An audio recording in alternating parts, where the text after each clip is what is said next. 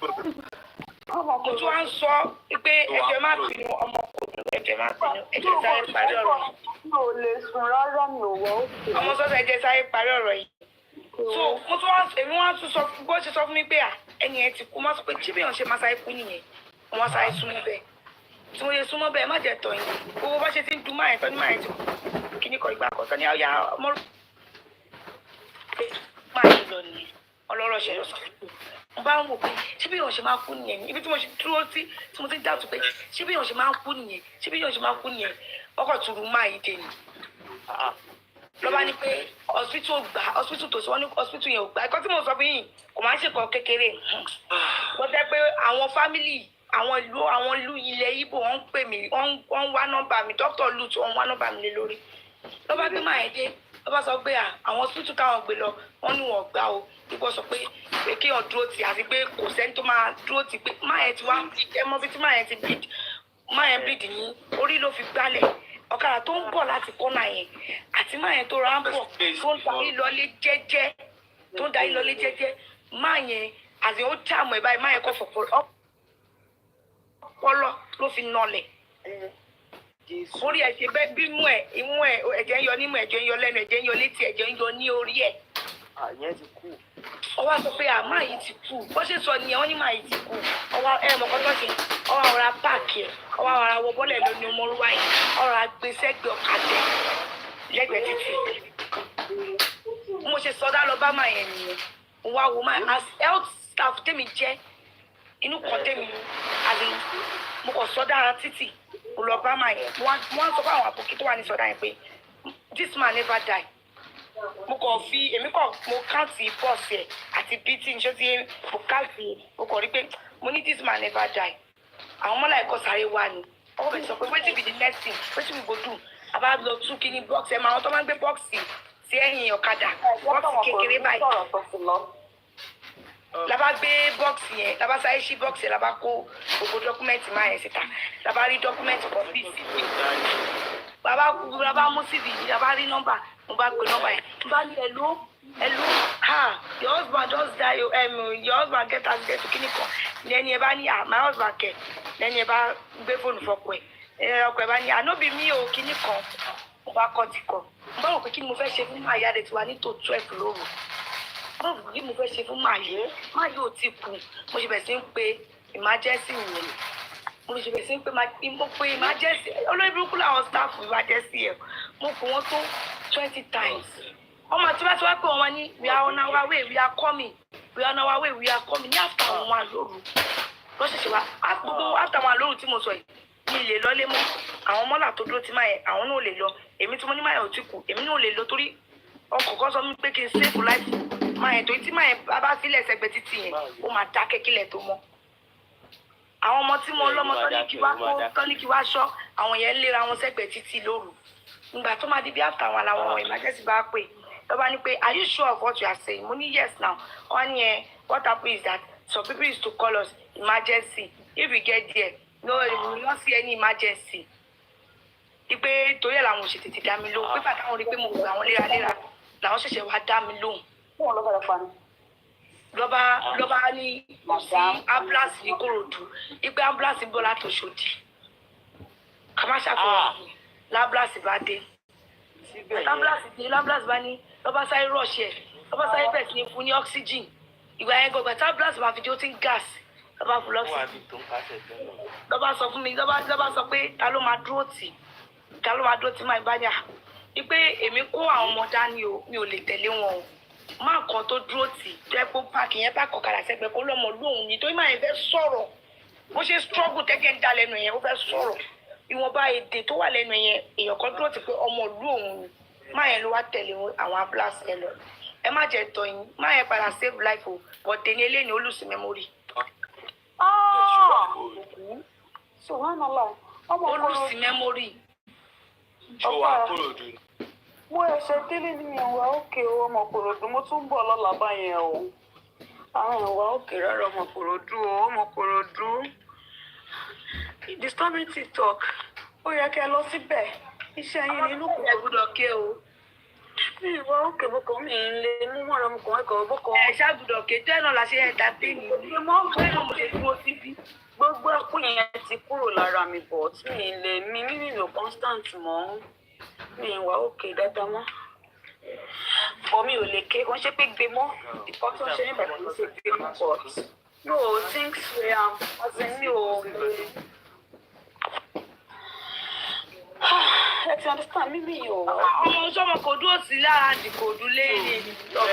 ọmọ kòròdú ṣeléṣelé ni mo sọ wípé bí ọmọ kòròdú gbọ́n wà ń bẹ̀ ni. kò sí lára di fóònù gan ní fort wọn bá mi mú lọ sí Ìkẹjà èmi dẹ̀ sáré Ìjẹ̀bú-Òde mo wà tó ti ń pè mí pé mo sọ fún ọ pé bí àwọn prank ni pé mo rí. prank kọ́ o ìgbà tí mo débẹ̀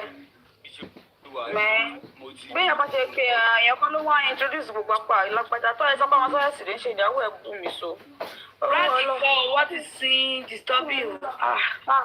mo láti sọ fún màá yẹn pé ẹ má wọrí màá sùn sọ́dọ̀ yín àjọ máa wà pọ̀ ni ó ṣáà ọmọ ṣẹ̀ṣẹ̀ fún mi ìmàníyàn inú ọ̀pá ẹni tó kọ́kọ́ porúkọ mi lásán ó kọ́kọ́ rí bákan lára mi mo wá ọ̀gbà ìgbà tó wáyé má padà lọ́bọ̀ mo ní màá fẹ́ lọ lé ẹ jẹ́ kí àwọn èèyàn dúró tì bó máa wò yín láàárọ̀ ọ̀la ṣé àmọ́ pé ọlọ́run ọba tí kò kì í sùn ọlọ́run ọba tí kò lọ bì kankan wà pẹ̀lú yín èmi lè lọ ọlọ́run ló máa wà pẹ̀lú yín ẹ̀jẹ̀ ilé.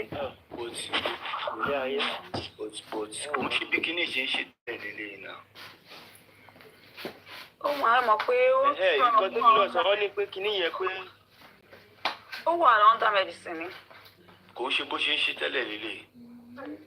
báwo ló ṣe máa wá ṣe tẹ́lẹ̀. kò ń ṣe bá kò lè tó yìí tẹ́lẹ̀. nọ́mà ó máa. wọ́n ní kó máa ń lóògùn kan tẹ́lẹ̀ wọ́n ló máa ń lóògùn kan tẹ́lẹ̀. yíyá mo sọ mo ló wà under medicine. kíní yẹn ti lọ bọ̀ tí mi wàá mọ wáì tó wá fi tú. wọ́n náà máa ń lóògùn kan tẹ́lẹ̀ pé oògùn yẹn ni kò sí lọ́dọ̀ wọn pé bó ṣe máa ń ṣe wọ́n tẹ́lẹ̀ náà nìyẹn pé bọ̀ tó bá ti lògùn yẹn pé kíní yẹn máa rìlíìfù wọn. òun mo sọ pé kò lè tó yìí tẹ́lẹ̀ kò lè tó yìí ara kò lè tó yìí. bí after-tracking tó bá ti wà tó àkùbá yẹn máa lò nǹkan máa lọ. ó ti ń sọ wọ́n máa ń lo nǹkan wọn nínú fídíò wọn tí ó dà pé wọ́n like ìyàwó wọn sọ̀rọ̀ bẹ́ẹ̀ tó kò wá gbọ́ nǹkan tí ìyàwó wọn sọ.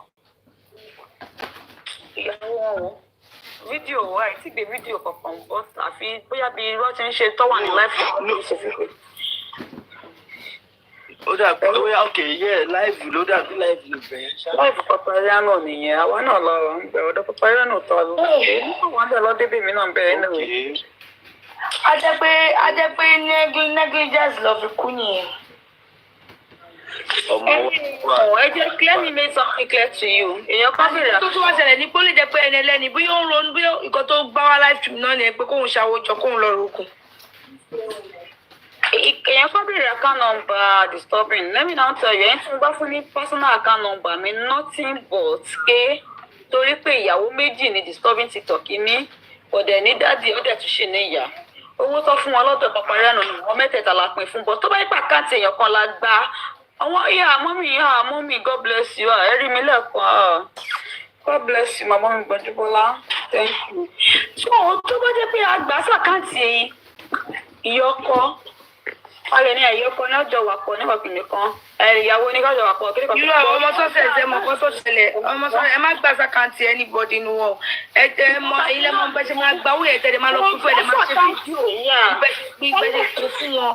mo post àkáǹtì èèyàn kan láwọn ẹlẹ́ẹ̀kan àwọn èèyàn sọ pé kílé tí mo post àkáǹtì èèyàn kan àwọn tájọ wà ń bẹ tọ́mọ̀ pé ọ̀hún ṣe èèyàn kan ní kílé tí mo post èèyàn kan gbàdá kébí àwọn àbáyà sí. bẹ́ẹ̀ ni o táwọn èèyàn bá dẹ̀ gbé skill rẹ́kọ̀dù owó yẹn máa ṣe owó ṣì máa wọlé lọ sákàǹtì ẹ lọ ni o.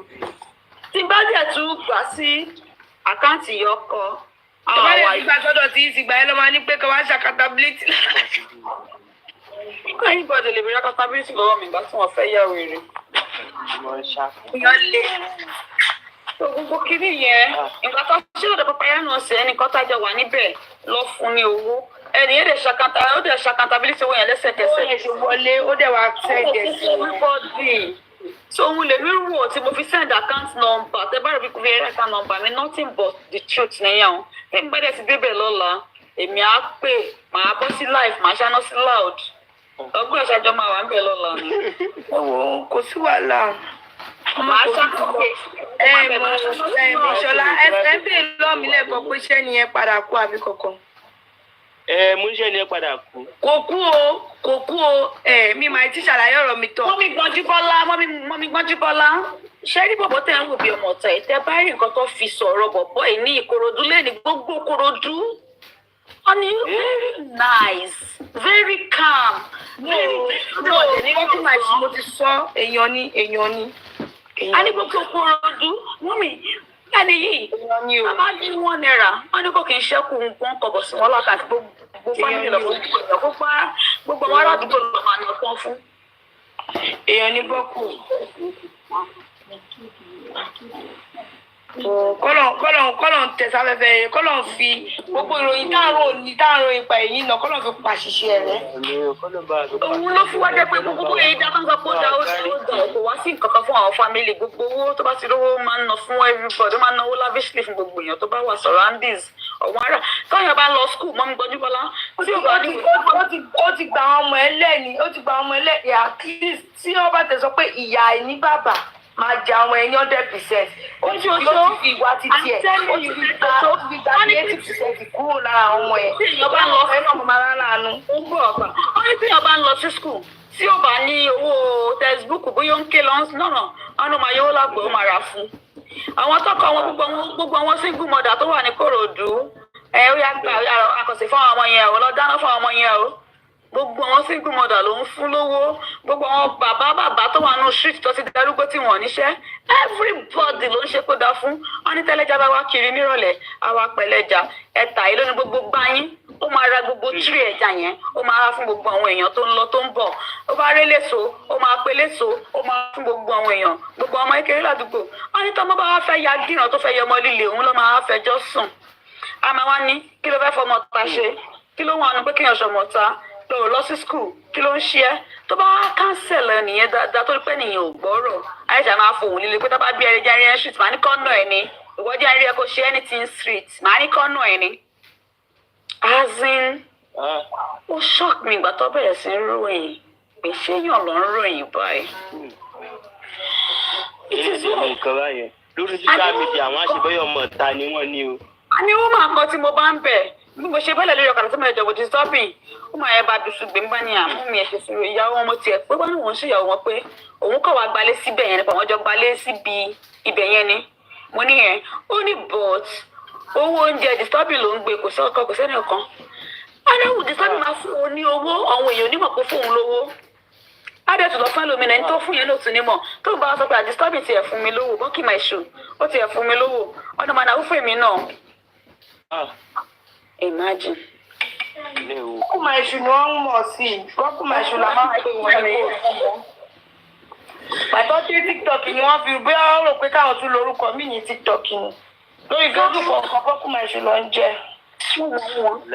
Kìnìún yẹn ó bá dùn Ọlọ́run. Ibi tí mo respect ẹ̀gbọ́n yẹn di ọmọ success. Ìgbà mi tó bá post kan tẹ́ pé kò bá mi la máa àgbà mi bí ọ́fẹ́sà ayẹyẹ ń ta àṣàlò ṣó ti yẹn. Me and the always think say he be as in bẹ́ẹ̀ mi ṣe count wọn tẹ́lẹ̀ kọ́ ni mo bá wọn. Gbọ́njúbọ́lá ẹ ká lẹ́mà. Ìyá mi ṣé ọlọ́ṣọ́ bẹ́ẹ̀dẹ̀ ń jọ̀rọ̀ ẹni tó lọ kó ń lọ. Ṣé mo lọ bẹ́ẹ̀dẹ̀ kan ṣá mi? Ní òkú ṣe disturb. Ok, àwọn kan náà pẹ̀lú ọgbà ránṣá. Mi lọ sí bẹ́ẹ̀dẹ̀ ọba rọgàn. Fọ́kọ́ àfi tí bá kàn ń ṣeré. Ok. Wọ́n mi ò rò yẹn ní orúkọ rẹ̀ rí mi. Àjọṣe justice for Mohbad ṣe bó disturbing TikTok àtọmọ Kòròdú alẹ̀ mọ́ Naira Marley tí wọ́n fi lè dé Kòròdú dọ̀la. Àwọn méjèèjì. Bí mo ṣe jí prayer tó ṣe fún Zazu mo ń wò lọ́wọ́. Mo wá rí ọ̀pọ̀ Ìlọrin ìyá sọ pé prayer tó ṣe fún Zazu mo ń wò lọ́wọ́. Mo wá rí ọ̀pọ̀ ọmọ Ìkòròdú. Ó máa ń sọ fídíò náà ni. Ó máa rí gàmbàrí. Sọ́kọ́ méjì gàmbàrí wá ní bàbá ìkú wọn níkú. Ìrọ̀ mo tún padà mo kàn ń ṣèrànràn ní látàárọ̀. Nǹkan tí kò yóò dùn mí gan. Ṣáṣá fún bàbá Mohbad. Ọmọ ẹgbẹ́ Ìkòròdú ní gbogbo wọn jọ wá. Ọlọ́yẹ kó wá kí wọn specially kó jọ. wọ́n á kí wọn wọ́n máa ti gbọ́. wọ́n máa kí wọ́n máa gbọ́. No. It shocked me. It's very painful. Very painful. Ẹ wo ó dún yẹn gan Ọlọ́run ọ̀rẹ́ sí. Mo ti wo gbogbo píkṣọ̀, mo ti wo gbogbo ọ̀rọ̀ tó ń sọ. Ọgbà ẹgbẹ́ kúrò mi ìwà ọ̀ká pé mo ti pa kámẹ́rà tèmi náà, ara mi ò gbé mọ́ mi lè ó ẹjọ́ mi lè ṣùgbọ́n bí mo ṣe wà yìí. Àwọn in fact every day òun advice mi gbogbo èbú díẹ̀ á advice gbogbo àwọn tó ń bọ̀. Bẹ́ẹ̀ni o, tó bá ti sọ díẹ̀ wá ti ẹ́ta èèyàn jẹ́ wọ́n tún fi ọ̀rọ̀ gidi wọn. Ẹjọ́ mo bá ibi tó wà lọ́dà ẹgbẹ́ kúrò ẹ lọ sí. Ìbí kan tó sì fara láti yẹn pé tó bá bí ilẹ̀ yẹn má jẹ́ kí kẹ́ lọ sí ọmọ yẹn. Bóyá kó ti sin gan bóyá máa jí. Olùdímọ̀ ti kú. Wọ́n máa jẹ́ òkú Muslim bó ṣe máa ń rí nìyẹn. Christian ni wọ́n. Wọ́n tó ń sin bí Muslim ni. Christian ni wọ́n. Wọ́n bóyá bá gádùn Muslim òkú Muslim ọ̀fìsì wọn náà. Christian ni wọ́n. Tipẹ́tipẹ́ gan ni mo ti mọ̀. Bóyá bàbá wọn bóyá ìdílé wọn àní Muslim lọ́fìsì wọn kò ṣe Christian. Tó bá yẹ pé Christian ni wọ́n ni ó yẹ kán fi wọ́n lẹ̀ lábẹ́ àbí. Wọ́n máa lọ gbé wọn wọ́n máa tiẹ̀ kọ́kọ́ lọ gbé wọn sí mọ́ṣúárì náà. Wọ́n máa lọ ẹ̀ bá wọn ni wọ́n á ṣe pọ́pá kínní. Wọ́n ti sùn wọ́n. Ẹ̀tẹ̀kẹsẹ̀ kò tiẹ̀ jẹ́ kó pẹ́ gan kò ju bí sọ máa wá sí lọ́fíìsì wọn. Òkú Muslim tẹ̀ lọ́fíìsì wọn. Yóò gbọ́dọ̀ sọ pé bóyá èèyàn gbọ́dọ̀ fi mọ́tò àkóṣe. Kí ló sọ mọ́ mi? Mo ní ìrẹ̀bẹ̀ pé ó ń dirun wọn sẹ́yìn ni, ó dàbẹ̀ pé ó tún láàrin. Gẹ̀bì kan kóbì kan lọ́jà kòlòkòlò ọ́ dìbì kan sẹ́yìn. Bọ́ ṣe máa ṣe tiwọn nìyẹn. Àbọ̀kù. Ẹ̀lú Ọpẹ́yẹmí ẹ káàbọ̀ mà. Ọpẹ́yẹmí ẹ káàbọ̀ mà. Ẹ káàbọ̀ mà. Àǹtí Ọpẹ́ ó sọ̀rọ̀. Ó ń dá inú mọ̀. Ó sọ̀rọ̀. Ẹ sọ̀rọ̀ sókè. Ó sọ̀rọ̀. Kí lẹ́yìn náà ní fún wa lálẹ́ yìí? Kọ́ tó tẹ dùn mí jù lórí láìsí tó ti kú lọ pé kí àwọn máa fún àwọn ọmọ wọn ní tó bá wà lórí social media. Ọmọ wọn tún sì wá ń ṣeré kiri ọmọ 9 years ní first born wọn. Ìyẹn ò tí lè mọ̀ kankan. 9 years. Tó bá dẹ̀ rí, ọ̀tọ̀ ọmọ yẹn ti máa rí ìtọ́jú lára ẹ̀ ó dàbí bọ̀t sílẹ̀. 9 years ní first born wọn, ọmọ kékeré ní first born wọn. No, ó ṣe pé bí yá pé yàn kékeré ni bọ́kù ẹ pé mi náà lè pọ̀ wọ́n. Èmi ò lè pọ̀ ẹ̀kọ́ tó máa rí bọ́. Ọmọ kéré. Tẹ́mi sọ pé bóyá ó ṣe ládùn ló máa jẹ́ bí 9 years. Nǹkan tẹ́mi náà sọ náà nìyẹn bí ìsọ sí bóyá. Ògùn bí alásùn ló máa jẹ́ bí 9 years. Ó dẹ̀ tún tọ́jú ìyàwó méjèèjì. Ó ní kúure pẹ̀lú kọ̀ọ̀kan síbi yẹn. Kí ni ẹ̀? Ẹja inú ìtẹ̀ kó máa bá tiẹ̀ lọ. Wọ́n máa dá wọn lóhùn àwọn kan lọ́kọ́ ọlọ́kọ́ lára àdá síbi kọ́mẹ́ǹtì gbọ́ pé his wife cook something for his food. He know that he want to go to live streaming because ẹ ṣá jẹ́ ń dákẹ́ torí ti bá lẹ̀ lómi lè pè báyìí. Ó ga ọ́. Ọlọ́run á bá wa délẹ̀ fún wọn lágbára Ọlọ́run. Àmì o. Ìwà náà ní tí dè lágbára Ọlọ́run, àwa náà ó pẹ́pẹ́pẹ́ á fi òjò. Àmì o. Mi ò pé Pọ́tébù gan rí àdúrà tó ṣe fún kó bàbá yẹn tó kú gan. Pọ́tébù oníwọ̀n ó lè máa ti rí ó lè máa ti dọ̀ ọmọ. Gbogbo àwọn yẹn máa rí gbogbo àwọn yẹn máa rí. Àbọ̀ wa ókè. Kílẹ̀. Wọ́n tó ṣẹ̀ṣẹ̀ fa ọmọ yìí lẹ̀. Ẹ máa ń kọ́ fi kọ́ àwọn ọmọ yìí àwọn ilé ìwọ̀n kọ̀ọ̀kan ṣé ó yẹ káwọn bọ́ ti sùn by this time. Ara ń kọ́ mi gan ni, náà ní ìwé òkè o. Ṣé kò yẹ káwọn ọmọ yìí ti sùn? Ẹ jẹ́ káwọn ọmọ lọ sùn àti wà past 12. Ó yá fẹ́. Ìwé òkè. Ọmọ success. Kò sí kọ́ tó fẹ́ ṣe o. Bọ́tì, ó yẹ díẹ̀ lọ sùn mú kí gbogbo yín ṣe gan máa appreciate yín. All right. How about Sudola? You start Shalala for me. Thank you, ma. Ó dàrọ̀ ìyá mi, a ní fi bẹ́ẹ̀ gbà o. God bless you.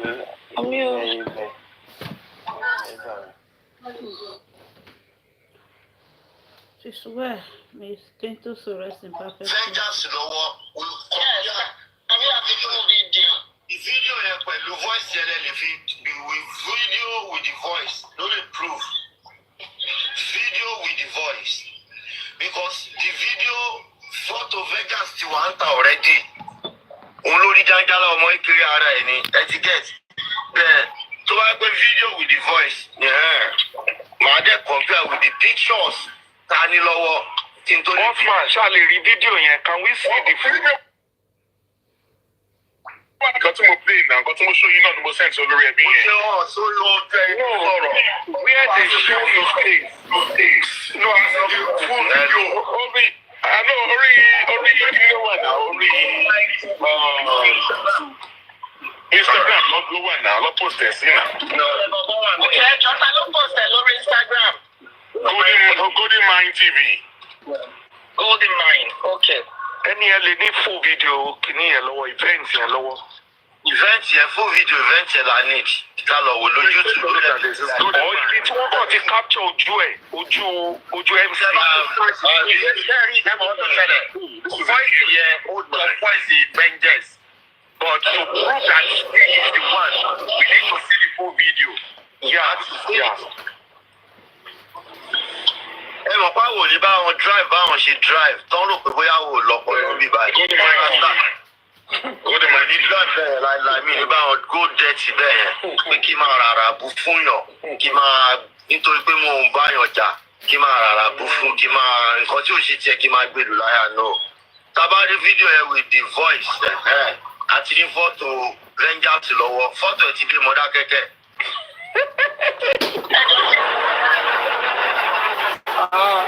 I love that place. Well, as you said, photo ẹ̀ ti dé Mọdákẹ́kẹ́, mo like ibẹ̀ yẹn. Mo like bí láti ṣe announce ibẹ̀ yẹn.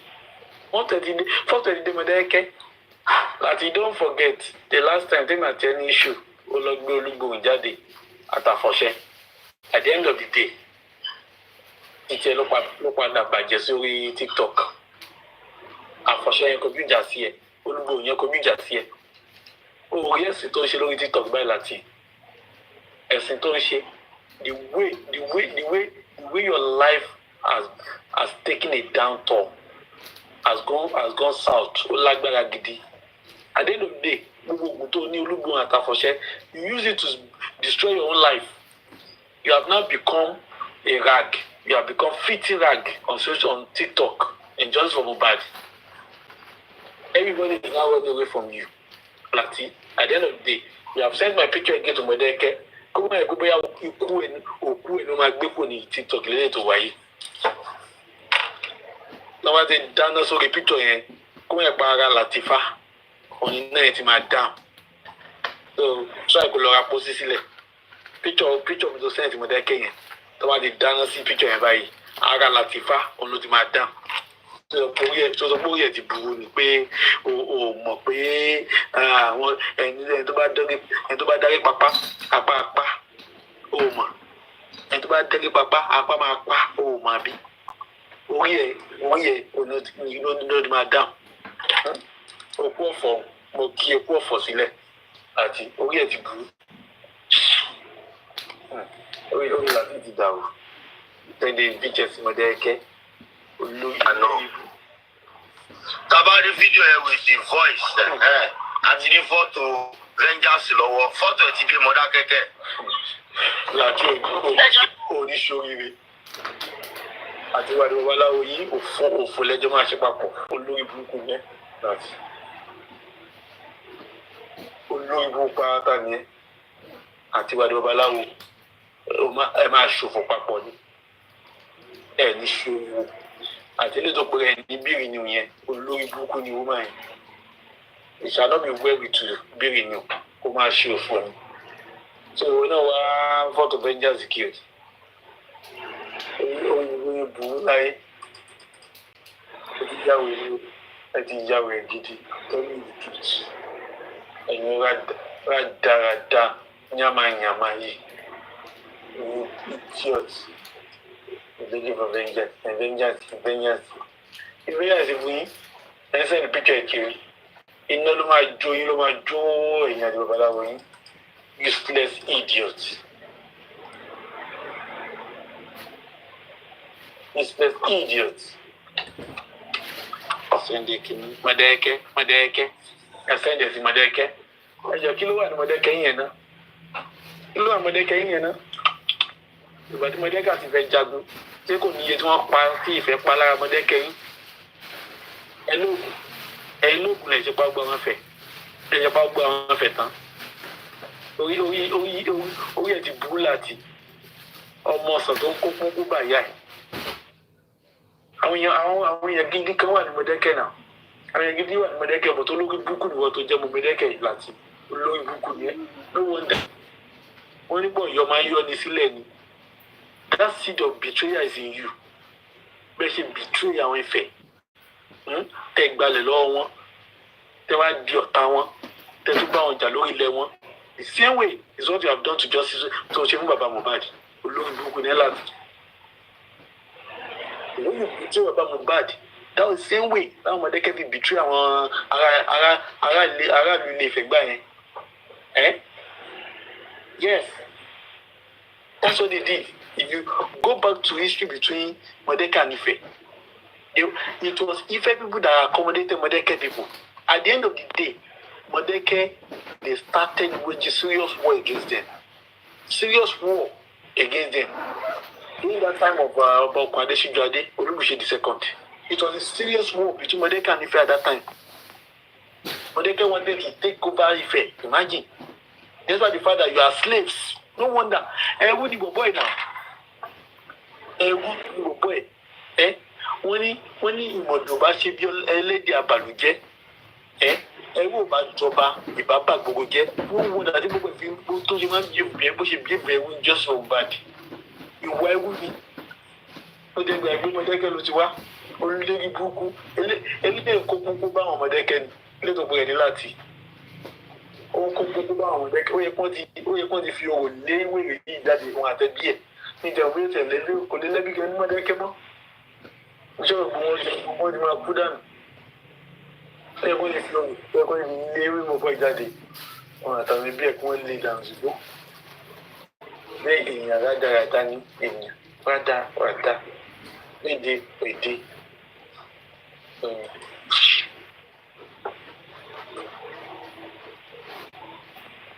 ọdẹ kẹ́kọ̀ọ́ mayamaya kani idiot.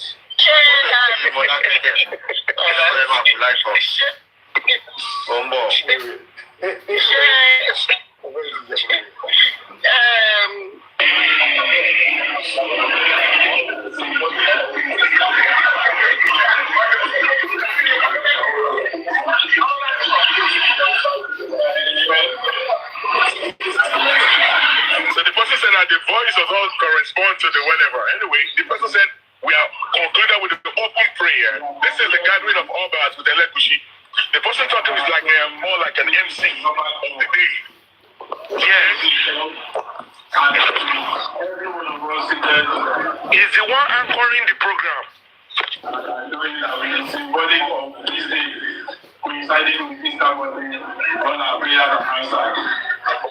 Shari kìíní ẹbí ọtí lè bá yín patronize ẹ.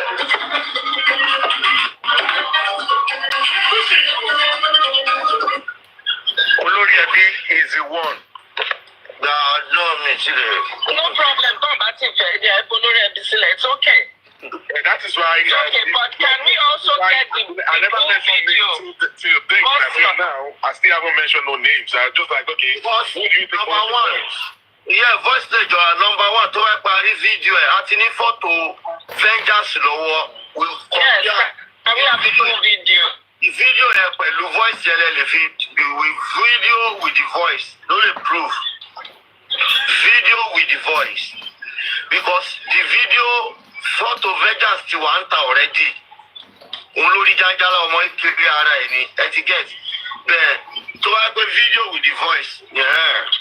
màá dẹ̀ compare with the pictures ta ní lọ́wọ́ tí n tó ní. Osman ṣáà lè rí fídíò yẹn, can we see the fídíò wà lọ́wọ́ olórí ẹbí? Fídíò ni nǹkan tí mo play náà, nǹkan tí mo show yín náà ni mo send sí olórí ẹbí yẹn. mo ṣe hàn sórí ọ̀tẹ̀ inú sọ̀rọ̀. Where they show your face? No, I saw the full video. I know orí kí ló wà náà, orí Instagram ló wà náà, ló post ẹ̀ sí náà. Okay, ẹjọ́ ta ló post ẹ̀ lórí Instagram? Golden Mine TV. Golden Mine, okay. Ẹni ẹ lè ní full video kìíní yẹn lọ́wọ́, event yẹn lọ́wọ́. event yẹn full video event yẹn la need ká lọ wò lórí YouTube. Ibi tí wọ́n kàn ti capture ojú MC. Ṣẹ́rí ẹ̀mọ́ tó ṣẹlẹ̀ voice yẹn ó jọ voice vengeance but to prove that he is the one we need to see the full video. Yeah. ẹ mọ̀ pé àwọn òní bá wọn drive báwọn ṣe drive tán rò pé bóyá wò lọ.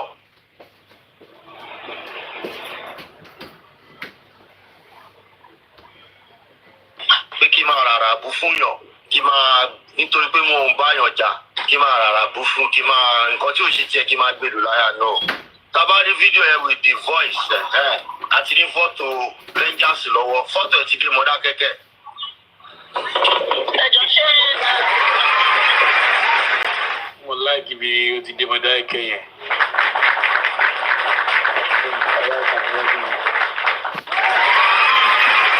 I love that place. Ó ń bọ̀. Fọ́tò ti dé Mọdákẹ́kẹ́. tó rangers lọ́wọ́ fọ́tò ẹ̀ ti dé Mọdákẹ́kẹ́. ẹjọ́ ṣé Mọdákẹ́kẹ́. Ó ń bọ̀.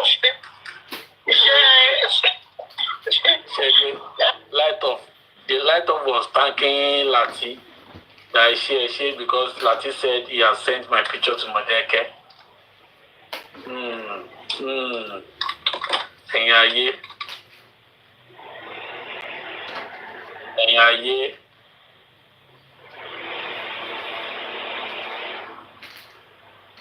Ẹ ṣé de Mọdákẹ́kẹ́ ẹ ṣé.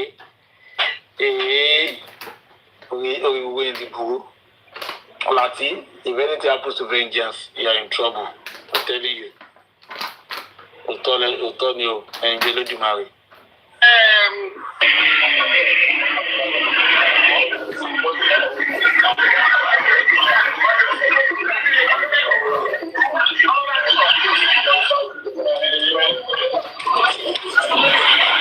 So the person said that the voice does not correspond to the whatever. Anyway, the person said we are concluded with the open prayer. This is the gathering of Mohbad with Elekushi. The person talking is like more like an MC of the day. Yes. He's the one anchoring the program.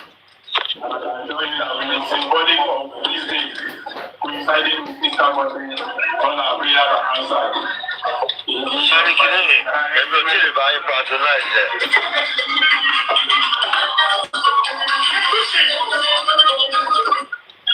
Olórí ẹbí is the one. No mistake. No problem, Bob. That's it. Yeah, it's okay. And that is why. Okay, but can we also get I never full mentioned video? names till date. Until now, I still haven't mentioned no names. I'm just like, okay, who do you think? Number one. Yeah, voice stage number one tó wá parí fídíò ẹ̀ àti ní fọ́tò vengeance lọ́wọ́ will compare. Yes, can we have the full video? The video yẹn pẹ̀lú voice tẹ́lẹ̀ lè fi with video with the voice no dey prove. Video with the voice because the video photo vengeance ti wà ń ta already. Òun lórí jáńjálá ọmọ ìkiri ara ẹ̀ ní etiquette. Bẹ́ẹ̀ tó wá pé video with the voice. Màá dẹ̀ compare with the pictures ta ní lọ́wọ́ tí n tó ní. Osman ṣáà lè rí fídíò yẹn, can we see the fídíò wà lọ́wọ́ olórí ẹbí? Fídíò ni nǹkan tí mo play náà, nǹkan tí mo show yín náà ni mo send sí olórí ẹbí mo yẹn. ṣe hàn sórí ọ̀tẹ̀ inú sọ̀rọ̀. Where they show your face? No, I saw full video. I know orí kí ló wà náà, orí Instagram ló wà náà, ló post ẹ̀ sí náà. Okay, ẹjọ́ ta ló post ẹ̀ lórí Instagram? Golden Mine TV. Golden Mine, okay. Ẹni ẹ yẹn lè ní full video kìíní yẹn lọ́wọ́ event yẹn lọ́wọ́. Event yẹn full video event yẹn la need ká lọ wò lórí YouTube. Ọ̀ ibi tí wọ́n kàn ti capture ojú MC. Ṣẹ́ẹ̀rì ìjẹ́bọ̀ tó ṣẹlẹ̀. Voice yẹn ó jọ voice vengeance. But to prove that he is the one, we need to see the full video. Yeah. Voice yẹn jọ voice ojú vengeance. Vengeance. Okay. Yeah. Ẹ mọ̀ báwo ni. Benja, did you go to Nigeria? Yes, now. Yeah. I'm still in Nigeria now as we speak, safe. Actually, I've been to many places. I've been to Russia. I've been to Nigeria. I was in Spain some few days ago, and I also went to Houston, Texas. But right now, I am in Sambisa Forest. Báwọn ṣe drive tán rò pé bóyá wò lọ́kọ̀ lórí báyìí.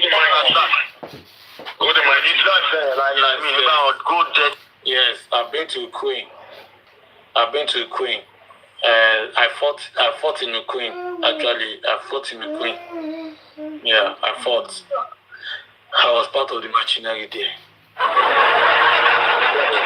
Kí máa rárá bú fún yàn, kí máa nítorí pé mo ń bá yàn jà, kí máa rárá bú fún, kí máa nǹkan tí ò ṣe tiẹ̀ kí máa gbèrú láyà náà.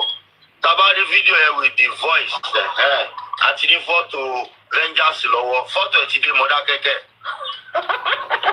Ẹjọ́ ṣé Mọ́dákẹ́kẹ́. Mo like ibi tí bàbá ẹ̀ ti ń sọ̀rọ̀ Mọ́dákẹ́kẹ́ yẹn. Jẹ́ kí n padà.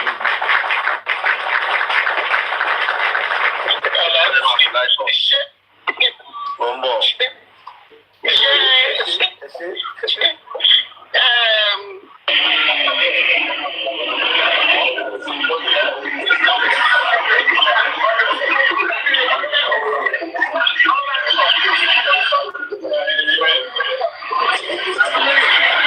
So the person said that the voice does not correspond to the whatever. Anyway, the person said we are concluded with the open prayer.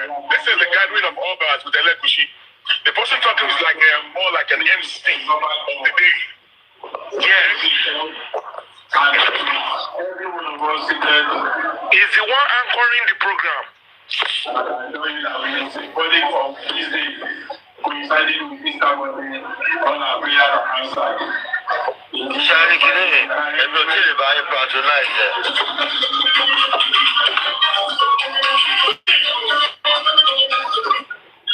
Olórí ẹbí is the one. No, mi ti lè. No problem, tó bá ti fẹ́ ní ẹ̀kọ́ olórí ẹbí sílẹ̀, it's okay. That is why. Okay, but can we also get the I never mentioned names till you think that now. I still haven't mentioned no names. I just like, okay, who do you think number one? Yeah, voice stage or number one tó bá parí fídíò ẹ̀ àti ní fọ́tò vengeance lọ́wọ́. Where these people are talking about vengeance, their view increased to 950. When they finished talking about vengeance, the view went back to about 600. So many people are actually looking for vengeance. All right. All of you will be all right at last.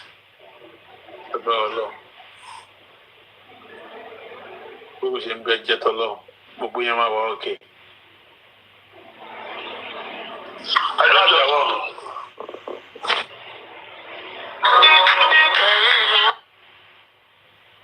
How long is your kid?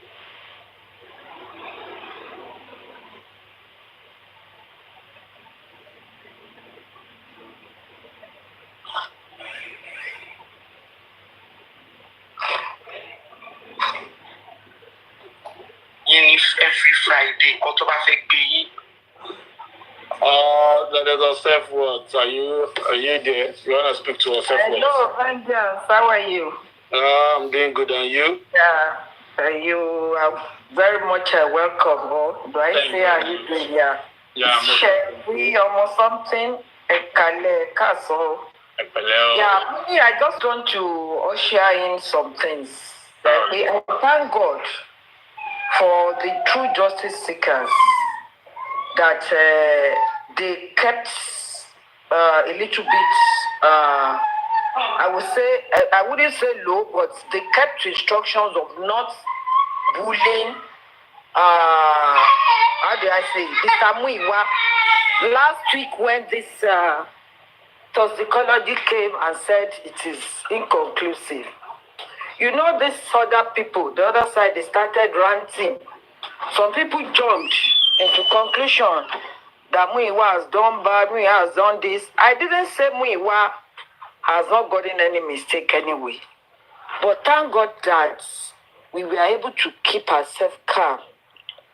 We were able to, you know, to see through the line, in between the lines, that you didn't go extra mile to condemn Muiwa. See what happens today. Gladiator self-worth. Yeah. Did you actually get the details of what happened today at all? We would like to have a summary from you. I even have the what is it called? The recording, but it is the size is large, so I'm unable to post it. Yeah, can you stream it for us, please? I don't have two phones though. I have only one. I don't know if I can. Let me see if I can get the laptop of my daughter. If I'm Abashira Shemoli, the laptop. Very happy if you can do that, please. Shemoli, go. Okay. Let me see if I can try. Thank you very much. Can you help me open your TikTok, your page? I opened the tab. I don't know if I can be able. Just let me see. Yes, help us to try. We'll be happy to. Yeah, I want to try. In the phone. Okay. Let me use it. I'll stream it for you. Okay, you have it. Okay, that's okay. All right, ma. Yeah, okay. So let me just say something before Yeah, go on. Yeah. So we thank God that the pathologist said he was able to discover that there are two things in Mohbad bloodstream that has been injected even never before the nurse came. They said caffeine. Is it caffeine? They said they saw caffeine in the bloodstream. And there is another thing. I didn't remember the name, but I know you had it from Mama Rich Grace. What is it called? So these two things, they said it is painkiller. And what are they? And God bless you. That these two things, what are they doing in his body?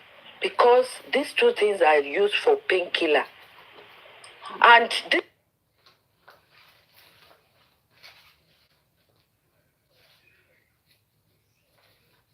call that back.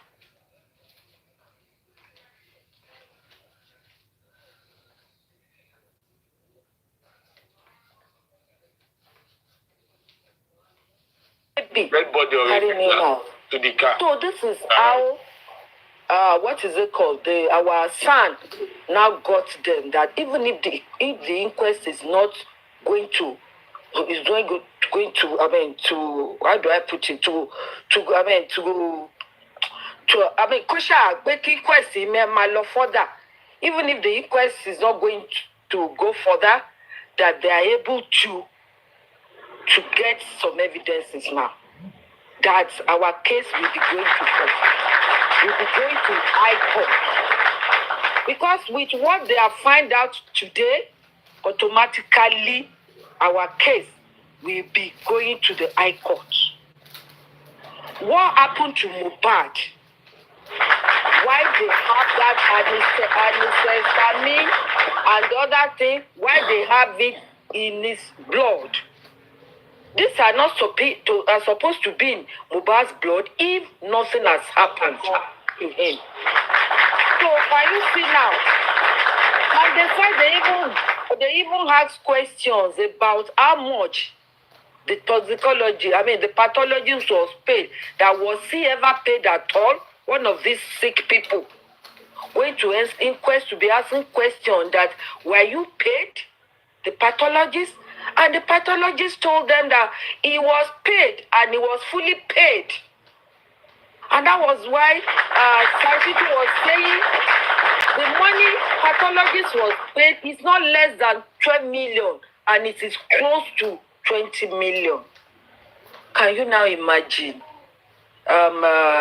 vengeance? Irú boss rat yẹn tó ló wà intelligent. Rat boss. Can you imagine all these people? Tí wọ́n feel pé wọ́n pera wọn ní nǹkan torí ọ̀tẹ̀. Ẹ̀tẹ̀ sọ̀rọ̀ ayé di aláìláyé. Nítorí pé bàbá Mohbad ò bá yín sọ̀rọ̀ mọ́, ọmọ yín ló kọ́ ló kú, ẹ̀dẹ̀ sọ̀rọ̀ ayé di olórí burúkú èèyàn káàkiri orí íńtánẹ́ẹ̀tì. Bọ́sà wá sọ̀rọ̀ ẹ̀ di ọlọ́tẹ̀ gidi. From one platform to another, from one platform looking for nothing. I saw him lálẹ́ àná lórí platform tẹ́ni ọmọ olófo. Ọmọ àríkà kiri ni onílé mọ̀. Wà á kúrò bẹ́ẹ̀ wá lọ́dọ̀ láti. Àwọn ìkàkiri ni. Wà á kúrò bẹ́ẹ̀ wá lọ́dọ̀ paparáìlò. Wá sọ̀rọ̀ ẹ̀dùn lójú pé ṣé gbogbo èèyàn ní bàbá Mohbad lè bá sọ̀rọ̀. Àló ti ní gbóná. I'm very sure pé gbogbo bẹ́ẹ̀ ṣe ń jà fún bàbá Mohbad tó. I want to say something that I didn't even think you have a private number or you have ever had any private conversation with Baba Mohbad. No. No. I'm telling you, same thing with Comfy. And you do these people, but you don't want to even talk to him. If I want to, yeah, I will do that. But I'm not. I know, but you don't care to. I know. You don't care to. Same thing with Comfy. That is it. You people don't care to because you think it is not necessary. It's not necessary now. Yeah. You are doing your own part to fight for justice. Is it compulsory that you should talk to Baba Mohbad before people will know that you are fighting for justice? It's not about what do you want to get from Baba Mohbad? Kí lẹ fẹ́ gbà lọ bàbá yẹn? Nothing. Èmi ò mọ bí káwọn èèyàn ti rí orí burúkú ẹ o. Nothing. Honestly, èmi kàn máa ń wò pé ṣé Ọlọ́run ló dẹ̀ dá àwọn eléyìí náà àbí èṣù èèyàn ló dá wọn? Èṣù ló dá wọn. Because Ọlọ́run kì í dáyàn báyìí, èṣù ló láti dá wọn torí pé èṣù náà láwọn ẹni tiẹ̀. Wọ́n ní òṣàbò lè gbè mí ṣe mí bó ṣe bá mi. Tí bàbá Mohbad bá lòun ò bá yín sọ̀rọ̀ mọ́, ẹ fi bàbá lọ́rùn lẹ̀ náà. Èèyàn mélòó ni bàbá fẹ́ máa bá sọ̀rọ̀? Èèyàn mélòó ni gbogbo èèyàn tó fẹ́ wàá pè mí bí wàá tẹ́ bá dẹ̀ pé bàbá ọ̀nà ẹ̀rí ìkọ̀dù ẹ̀rí. Àwọn bẹ́ẹ̀ yà wẹ́rẹ́ ni. Ẹlòmíì ó tún mú owó nínú àpò. Àwọn ẹnìkà. Ẹlòmíì ó tún wá mú owó nínú àpò ẹ̀ tún fi ránṣẹ́ sáwọn ará Nàìjíríà. Ẹnìkan tún máa tẹ̀lé gáàdì bàbá ẹ̀ káàkiri. Kí lẹ fẹ́ gbà ń bẹ̀ ẹjọ́ nítorí Ọlọ́run? Ṣé èṣù kan ló ń lo àwọn pípì? Wọ́n dẹ̀ ti gbà pé àwọn bímọ kalẹ̀. Wọ́n ti gbàgbé o. Wọ́n ti gbàgbé pé ọká bímọ kalẹ̀ ó bí oró. Wọ́n ti gbàgbé pé àwọn gbogbo ìwà burúkú tó ń wù yìí Ọlọ́run lè gbẹ̀sẹ̀ lára àwọn ọmọ wọn. Ẹ fi bàbá ẹ̀ lọ́rùn sílẹ̀, kí ló ṣe fún yín? Ṣó tán ní ìsìn? Gbogbo Múyìwá I'm not supporting Múyìwá. I don't say it's perfect. Múyìwá ní tiẹ̀ lára. But see what happened this week now. Ìkúkú ṣe wípé pathologist ẹ̀ ò rí nǹkan kan. Ìwọ̀nba tó rí ló sọ yẹn, and which is even authentic for us now. Is an evidence to take us to the higher courts. Coupled with other facts, other statements. That has been taken, or testimony that has been, or testament, or what do you call it? Yes, that has been taken from other witnesses. All these things together now is taking us to high court. Minus gbogbo àwọn 3-second video táwọn wèrè ń gbé káàkiri tó fẹ́ para wọn lé lórí. Mo tún gbọ́ pé wọ́n ní Tẹ́ni Ológo náà tún lọ gba lọ́ọ̀yà tiẹ̀, ó kó 300,000 fún lọ́ọ̀yà. Lọ́ọ̀yà yẹn tún gbá wọn. Wọ́n ní bàbá ò mọ̀ ṣe. Ṣé ráwọn tó mọ̀ ṣe báyìí ní ìsìn? Ṣé ráwọn tó mọ̀ ṣe báyìí? Àwọn tó mọ̀ ju bàbá lọ, tán gbọ́nú gbọ́n lẹ́yìn ju bàbá lọ. Àwọn king analyzer àbí king analysis àbí kí ló máa ń pè rẹ̀? Analysis. Where are people? Kí ló dé lórí ọ̀rọ̀ ọlọ́rọ̀? Ẹ báyé bàbá yẹn jẹ́ torí kíni? Nítorí pé fi ìpè mọ́ ṣe. Ìwọ ní ìsìnkú ìpọ́jọ́kọ̀ ìpòṣó gba lọ́ọ̀yà ìwà àti lọ́ọ̀yà ti jọ páàtì. Ẹ ti gbogbo lọ́ọ̀yà ti kówó jẹ. Lọ́ọ̀yà ò tiẹ̀ dé ibùdó pẹ́ẹ́sì. Gbogbo ẹ ti dojúrú bí ẹsẹ̀ télọ̀. Ẹ sì jáde ẹ mọ̀ bú bàbá yìí. Èmi ò mọ ọ̀rọ̀ ẹ̀dá tó da yín o. Tẹ́ ẹ bá lè ran bàbá ẹ lọ́wọ́, ẹ fi bàbá ẹ lẹ̀. èyí papa bingo yẹn náà jáde á gbé òṣì orí burúkú okùn ẹran á gbé sọ́rùn á máa bú bàbá yẹn ní all the time kò sí nǹkan kan tó lè ṣe lórí ọ̀rọ̀ bàbá yẹn ó sọ bàbá yẹn ó sọ di omi ìṣanwó ẹ̀. mo mi self-worth ẹjọ́ ṣe lè gbàgbé àwọn pípọ̀ yẹn ọ̀rọ̀ wọn ò relevant. I know I'm just ẹ má sọ̀rọ̀ àwọn bàbá kínní kan yẹn. Please, Madam Royalty, I thank you for telling me this, but please let me just say my own submission. I will just calm down. Whatever you want to say, you can hear your own opinion, please. I don't like stopping people to talk about whatever they want to talk, but all the same, Sha, I think I'm okay. Thank you for allowing me. Thank you very much. Thank you. To be sincere, ṣé gbogbo àwọn kìíní yẹn èèyàn bí ni wọ́n, they are very useless being. Very useless being. Very useless. They don't have future. One níbi tí wọ́n lọ. I don't understand the way òbí tó bí wọn. Mi mọ̀ wẹ́ ẹ̀kọ́ tí wọ́n fi kọ́ wọn láti kékeré. Most of them, they don't have loving family. They don't have loving background. They don't have loving mother, no loving father. Some of them wọ́n taraka tó ń fi débi tí wọ́n dé ni. So with all that animosity, all that hatred for humanity, onogbo ọjọ́ sọ Mohbad. So gbogbo Let me just say this last thing. Sorry to have disturbed you. Do you know why I'm even going all this, trying to say all this? I'm just trying to justify Mr. Muiwa. That they are saying Mr. Muiwa and Baba, they have divided the money, they have spent the money, they are going to call EFCC to them. I'm just trying to justify them that can we all now see that after all the rantings, after all condemnation throughout last week, but I just thank God that majority of the truth justice seekers, they didn't join them in bashing either Mr. Muiwa or Baba, although we were very a little bit pained with what happened last week. But then we restricted ourselves in not to bash Miss Muiwa and Baba and see what happened today. Ẹ̀wọ̀n kan tó ṣẹlẹ̀ lórí báyìí ṣe. Táwa láti báàṣì wọn táwa náà ti jọ wọn bí wọ́n ṣe mọ̀ fáwọn míì wọn kì í tó bá ti gbọ́rọ̀ báyìí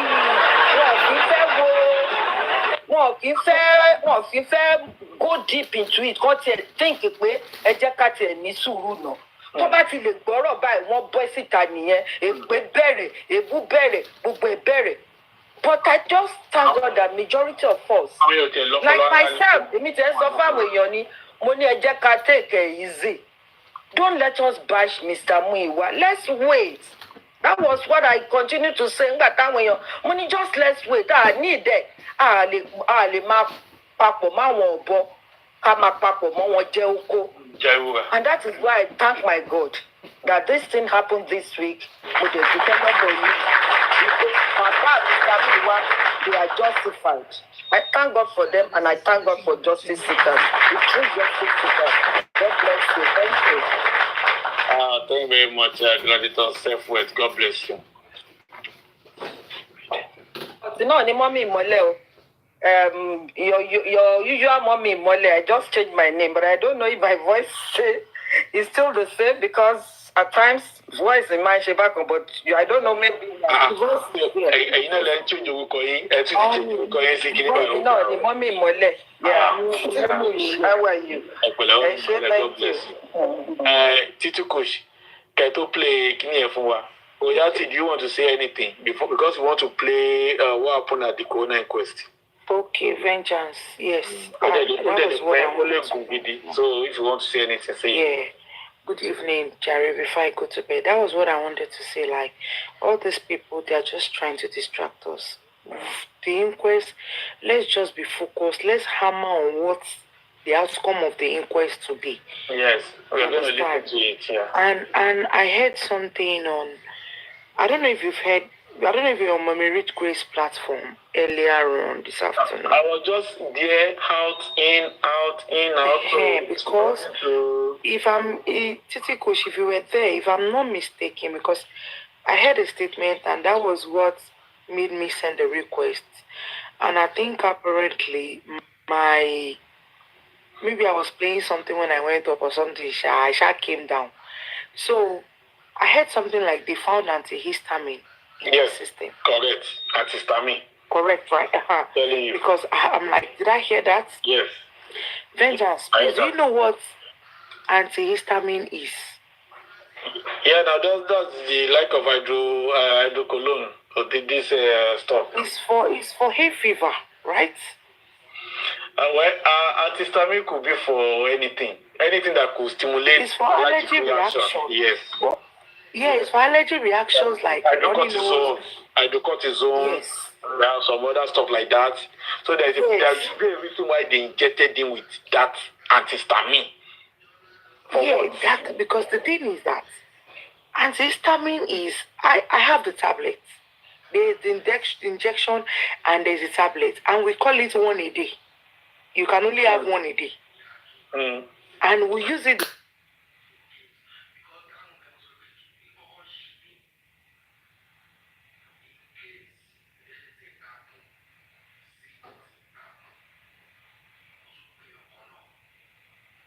Do you understand? Yeah. I want ready to quickly go down. Vengeance, no, it's not for injury. Antihistamine is not for injury.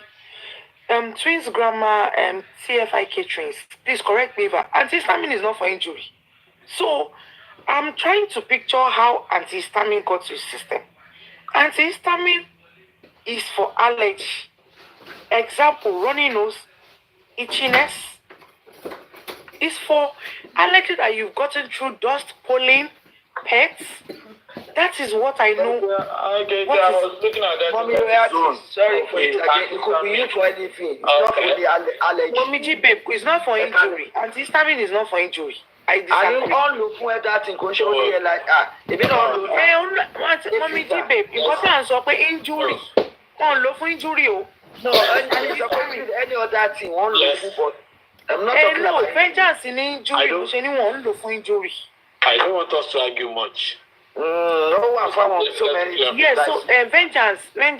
During the course of the show, if you can even go on Google, you can use Chat GP. I don't know if you get on, but like let's expatiate. You understand? These are the allergic points. Majorly allergic anyway. Allergic reaction. Go chef for kidney fever and go. So it's a compound something used, man. Because no. I'm not arguing. When he said injury, and thank God someone, that's why I said no. You understand? Specialize in it. Omola Funky even agreed it's not for injury and TFI catering. So that's what I wanted us to just. During the course of the show, you can expatiate further. You understand? Yeah, it's not hydrocortisone. It's not cortisone. It's not cortisone. Yeah, it's not cortisone. I think you mixed it up. Yeah, I mixed it up. Yeah, it's not cortisone. So it's actually an anti-allergic here. It's for allergic reaction. Why was it given? God bless you, sir. Now, I think that's one of the bullet points we should. Twins grandma, you can go on, mommy. You can go on. Mimi said so that Mohbad had allergic reaction after the first injection. To what? Because they injected him with something, I don't know what it is, but the allergy reaction is what made the nurse to run out to go and get the medication. It's just what you call a planned setup, But mommy, grandma, remember the nurse said by the time she came back, we were pouring water on him. Yes. So hydrocortisone, not hydrocortisone, I use allergy tablets. No, they just mixed it up. My ears is corrected. No, that was hydrocortisone. Yes, I'm talking of the allergy tablet. I take one a day because of allergy. Yes. Pets, for I too as well. Yes, ma'am. High proline in the country. You can use that. That's what they use it for. But what they are trying to do, they are trying to manipulate what they have already given him. Already. Yes, that is it. Yes, ma'am. Mommy, please, grandma, I can see.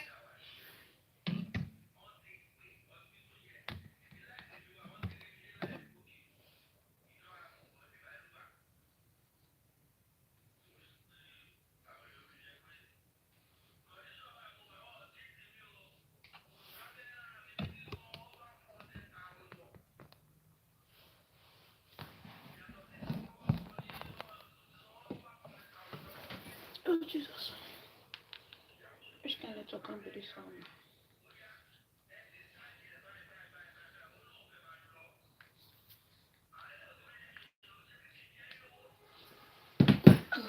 Who sent me a touch the phone just now, Baba? Can't sleep. Yes. Insomnia or something. Exactly. So they use it too. Exactly. So what they've done, they are trying to hide all the rubbish they've pumped into him. And while they are doing that, they think they will not see anything. That's why they are saying you will never find anything. Find anything, yeah. And they wanted to shift the blame from one person to the next one, but that more of a lady, she has really cast down. She's down. She must go for it. Mohbad has already said it. He said, you have been doing it all along. This is the last time that you will do it. So, But God Mommy, is love. just Grandma. Yes. Why do you think the pathologist made a statement and said there is a second nurse, that a second nurse Because exists? Wunmi said so too. That same week. Wunmi said No, but there will be something that made him say so regarding you know the pathologist came in during the toxicology, right? Yes. So let's just put Wumi's statement aside. Why did he say That is the reality. that? The pathologist make mention that there was a second nurse. I think I heard something like that. Mommy, just Grandma, please correct me if I'm wrong.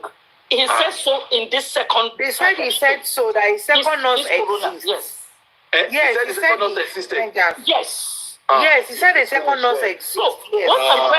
what is going to happen now? No, I'm trying to wonder why he made that statement. Let me explain something for you. Yes, ma'am. There is, the CCTV.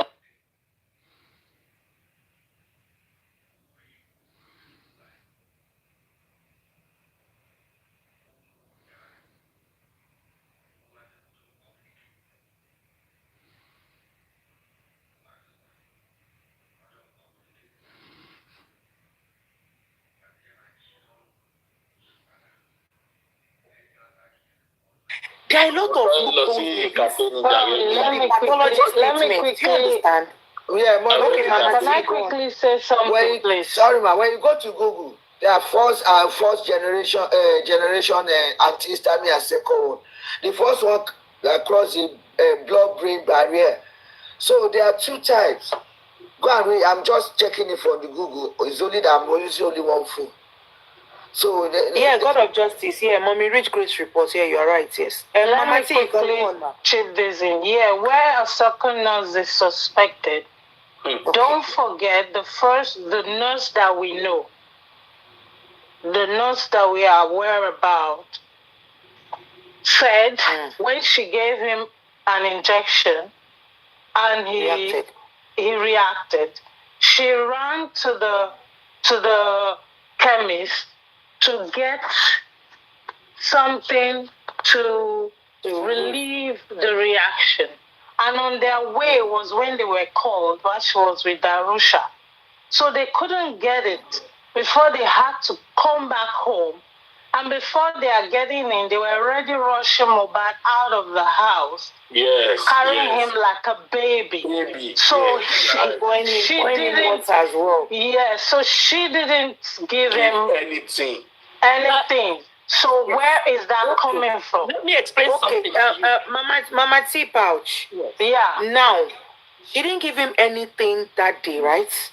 Yeah. Then that means we'll go back to Wumi's statement of saying the night before a nurse was treating him. Yes, overnight. That's the point. Because someone must have administered that before. Yeah, she came, and which might be a cover-up. So they are just trying to use her in the place of. If I may say, I feel the injection that they said they injected and he reacted is not Mohbad. It's Adura. I have that feeling. It's Adura. I don't know. So what they are saying, in order to cover up, they now pour water on Mohbad's body and they drag him out. So they are taking. Yes.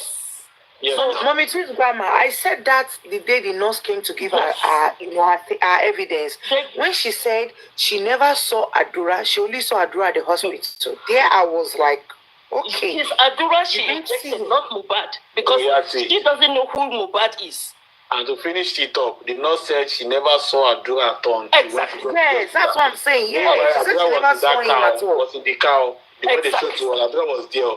So you saw that we knew that it was a script. It's a setup. It's a setup. So God is above them. God is above them. Mommy, Twins Grandma and Vengeance and panelists, should we now say, could it be, let's borrow that language, that the night before, they brought in that nurse as a cover-up? Should we say that? Yes, definitely. The damage had been done already. He was dead on Monday. That's why the nurse that they brought to the corona was saying that they asked her who did wrong to Mohbad or who fired Mohbad. She said his wife. His wife, yeah. Wumi. So yeah, she said his wife. So apparently, this thing is, even if she has received money, she has said it already. If you break an egg, it's already broken, or you break a glass, it's already broken. You can't take it back again. So everything all of them have said is all on record. Wumi thinks and what they've done now, they've already spoken under oath. So if they go against what they've spoken is perjury, and they will end up in jail as well. Wumi doesn't know that all the things she's been saying, forget about the social media, what she said in the court and everything she said in the court is being written. Then come to the social media platform, all the questions they asked her, she didn't reply. But when Abu Ebel asked her question, she said, "Oh, to jail for me." So Abu Ebel must come to the court too eventually, no matter how much money he has. Yeah, that would be his grandma.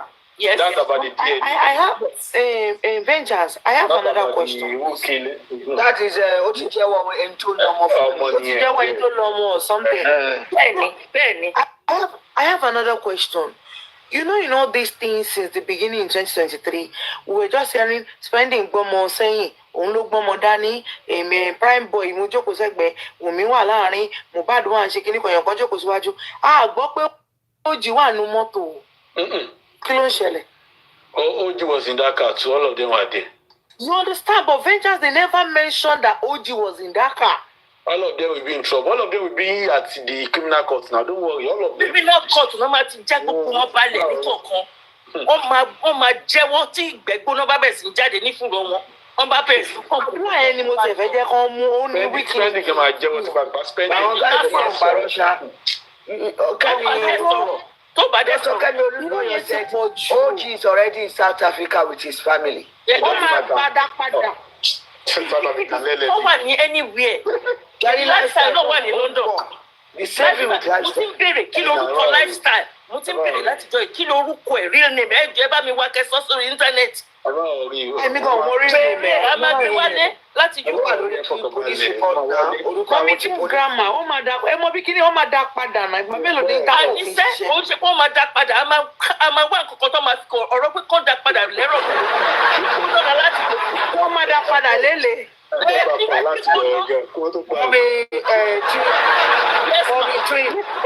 Ọlọ́pàá ní orúkọ yẹn ṣe bá pé orúkọ wọn. Orúkọ ẹ̀fọn kan wà lọ́dọ̀ ọlọ́pàá náà. Wọ́n lè sọ orúkọ wọn náà. Ẹ jọ ní díẹ̀ mà. Èmi máa ṣiṣẹ́ lé lórí, mo ní ẹsẹ̀ bẹ́ẹ̀. Èmi náà lẹ́sẹ̀ ní. Because ìyáná ẹ̀sà kí ń gba àwọn agbanipa sínú UK wa àwọn náà ṣe máa ń gbà. Kí lẹ̀ ń sọ? Iṣẹ́ rí kò síbi tó ti ń kẹ́dí alẹ́ o. Ẹ má sọ bẹ́ẹ̀ mọ̀, kò síbi tó ti ń kẹ́dí alẹ́. Gbogbo wọn pátápátá lè gbé wọn. A lè gbé wọn padà sílé. Ní gbígbóná gbogbo wọn kẹ́kọ̀ọ́ sí lẹ́sẹ̀ ní tó dẹ̀ máa fi padà. You know this king of South and North here? Yes.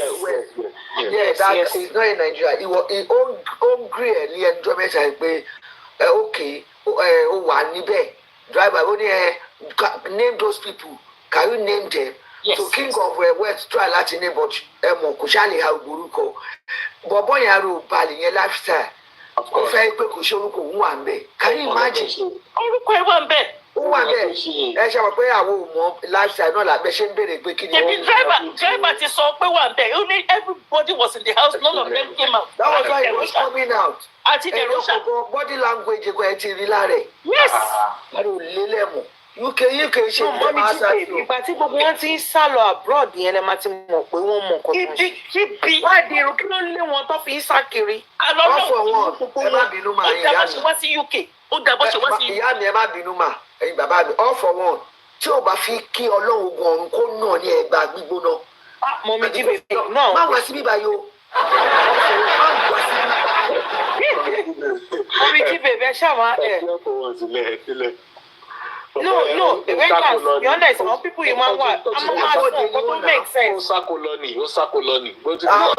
Tazanda, tí Mr. Tazan bá mo ní kòdì, fẹ́ wọn. Ìyàn kan ṣì comment ń bí ìgbà tí mò ń sọ̀rọ̀ àti sáré ó ní drop àjọ lọ́pọlọ. Ẹ mọ̀ máa bọ̀, we are trying to learn here, we are learning. Kọ́kọ́ lè kú. Kí ni mo ti sọ ń sìn à ń sọ̀rọ̀ tó mi? We are learning. Bóyá tẹ máa wà wọ̀ ẹ̀ fún àwọn náà tí one day guys ìtàn wà nọ́mbà ń bá wọn. Iná ń jó wọn. Iná ń jó wọn ni. Iná ń jó wọn. Please play it because èmi gan I was going in and out because I was busy. Play it. Or running for content. Nǹkan tó fẹ́ rí bà mí lọ́kàn jẹ́ mo ṣẹ̀ṣẹ̀ confirm ẹ̀ nígbà ìsìn that disturbing TikTok and past.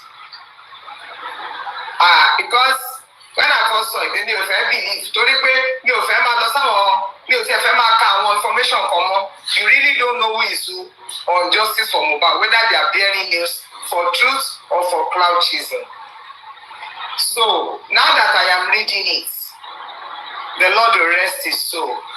Otherwise, from the corona, I brought wonderful news. Wonderful news. Wonderful. Please tap on your screen. Help us to tap. Okay, please. Thank you. I brought wonderful news.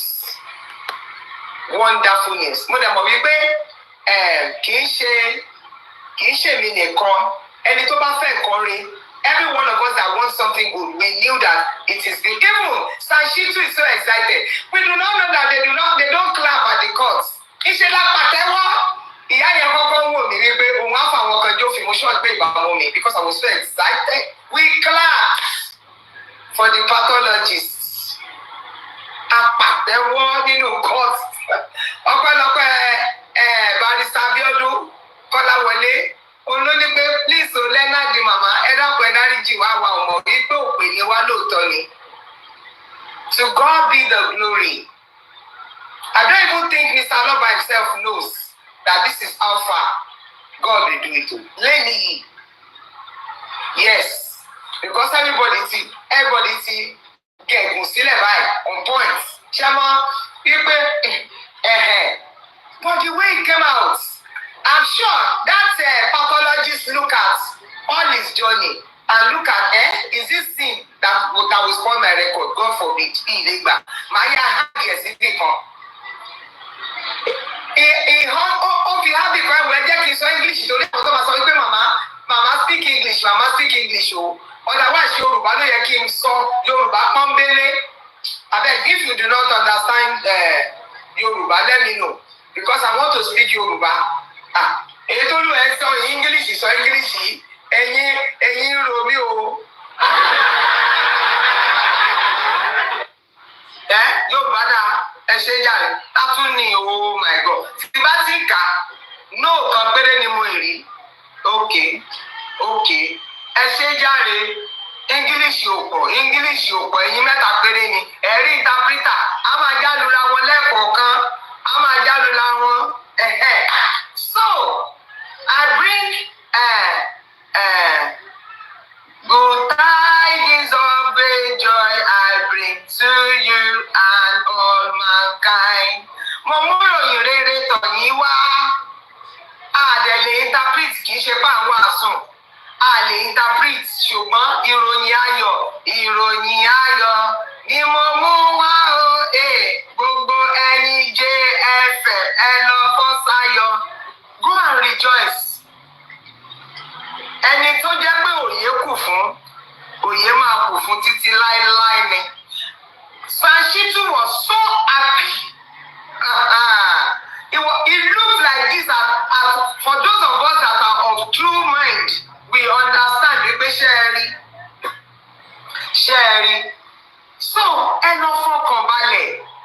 Jésù ní ìbálòpọ̀ ọkàn. Go and rest your soul. I am super happy. Àwọn alábòsí ló máa béèrè pé èlò náà ná. The man Sanchitu said, the pathologist said I've been paid my money in full. Wọ́n fẹ́ máa gbọ́gbọ́ kúgbọ̀ ẹ fẹ́ máa dojú òkúrú. Yẹ̀yẹ́. That man, if you like, go to school or halfway, you will meet your Waterloo. Those of you that are saying education is a scam, education is a scam. Ẹ bára yín bẹ̀, yẹ̀yẹ́, scam kọ́, scam ni.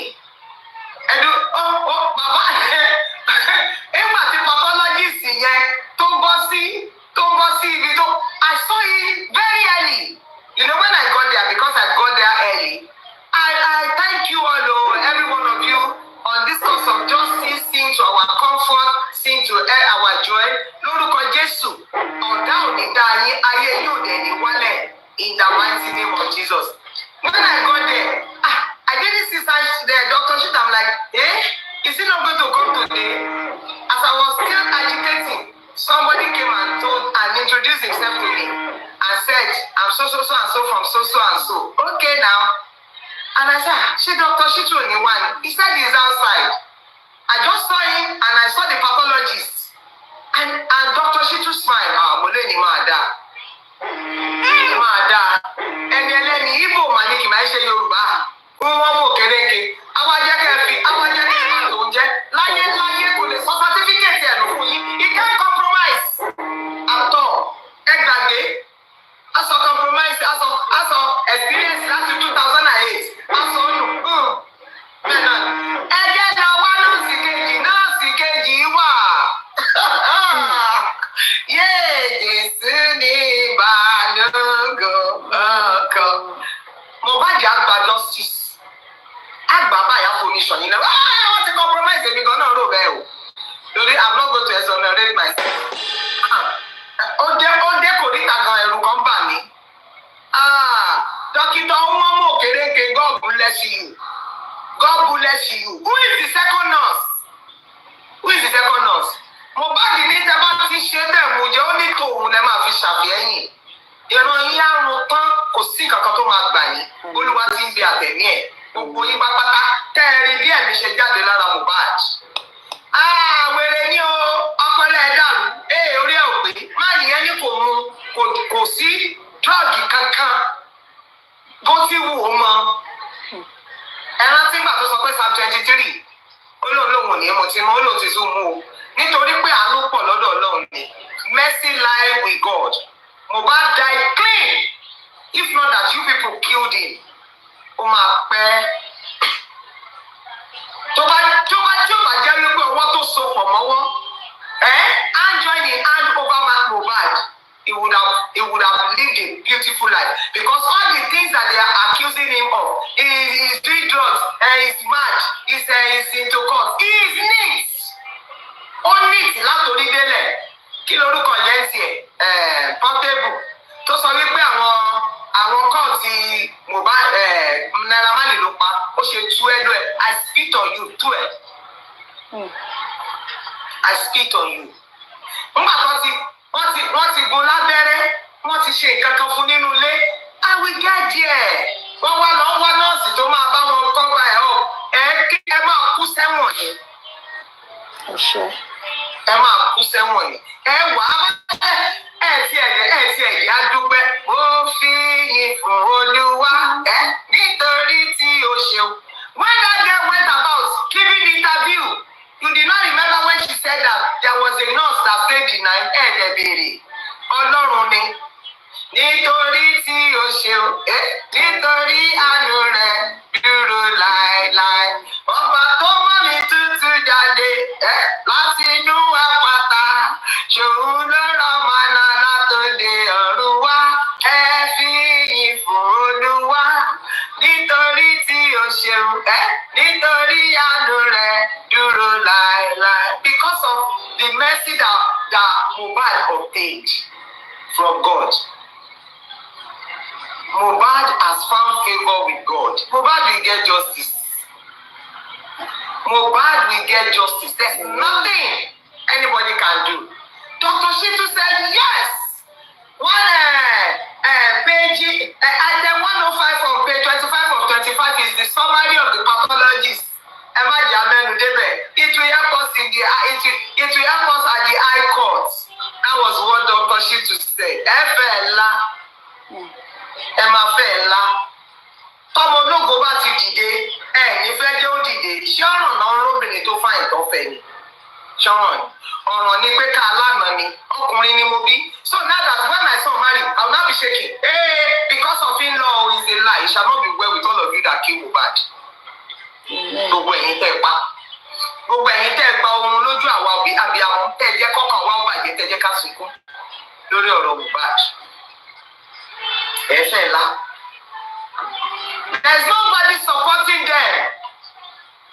Omi ti gbẹ lẹ́yìn ẹja wọn, gbogbo èyí tán ṣe yẹn, wọ́n lo last minute wọn ni. Everybody go and put your mind at rest. What that pathologist said today when we get to the high court. Mama has started her leave.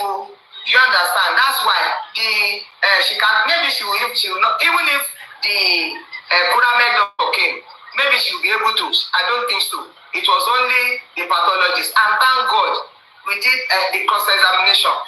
Thumbs up for Abiodun Kolawole. That woman, thumbs up for Abiodun Kolawole. Ìwé lọmọ mi máa kà ó. Ìwé lọmọ mi máa kà ó. Mo ní pé kò ní bá wọn dídòdò lábẹ́ bíríìjì o. Ìwé lọmọ mi máa kà ó. Ìwé lọmọ mi máa kà ó. Ẹ lè rí nǹkan mi bọ̀ yìí tèmi rí ọpẹ́ f'Olúwa. At least by the pathologist reports, I've been able to establish that there's another nurse. Because by the nurse's testament, she said, when they pour water on Mohbad, that there was goosebumps. And she ran to go and buy kilo pina. Emma Binu. Ó lóun fẹ́ lọ ra nǹkan tó máa administer to allergy. But today, the pathologist was able to establish that there was an histamine inside Mohbad's blood. And there was caffeine for painkillers. Who administered it? Because that antihistamine is for allergy. Who administered? After all, the nurse said she saw a reaction and ran to go and buy, at least that she ran to go and buy herself and DJ Bami. They went to go and buy an allergy, whatever. Emma Binu, she said so. And so, before she got home, they were carrying Mohbad out like a baby. So she never administered. The pathologist said the injection by the report of the police was not handed over. That he asked, it was not given. And Barrister Kolawole also said, she confirmed that all those things were not given.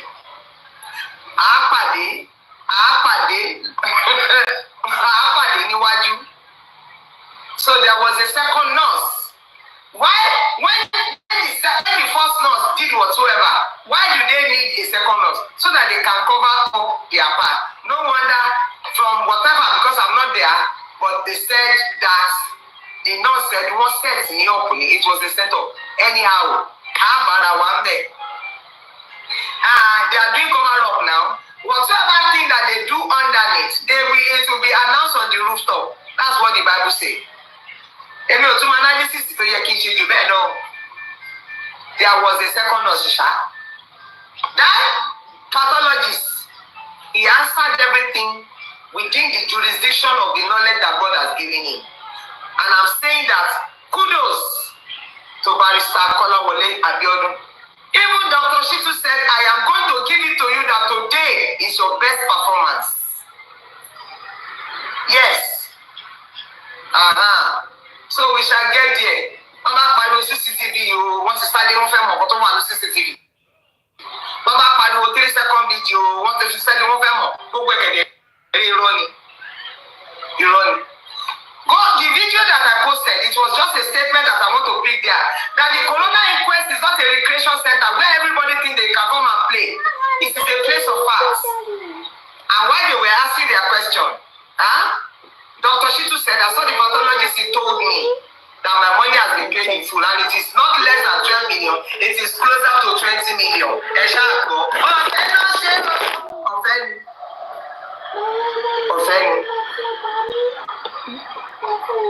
Let me finish.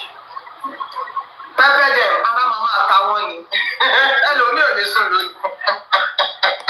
Wọ́n tún ní sùn. Wọ́n ti lọ wedding, wọ́n jó wedding, wọ́n jó ni. Ẹ jẹ́ kán jó. Ẹ jẹ́ kán jẹ ọdún fẹ́ jẹ. Ẹ jẹ́ kán lọ lé iyán, kán jẹ ja, kán jẹ gbá, kán jẹ gbín. Yes. After all, when a condemned criminal gets to hear his last time, they ask him, what do you want to eat? He asks for the best food. So conduce to everybody that is doing the right. God bless you. But I am excited that Mohbad will get justice. Mohbad will get justice. Yeah?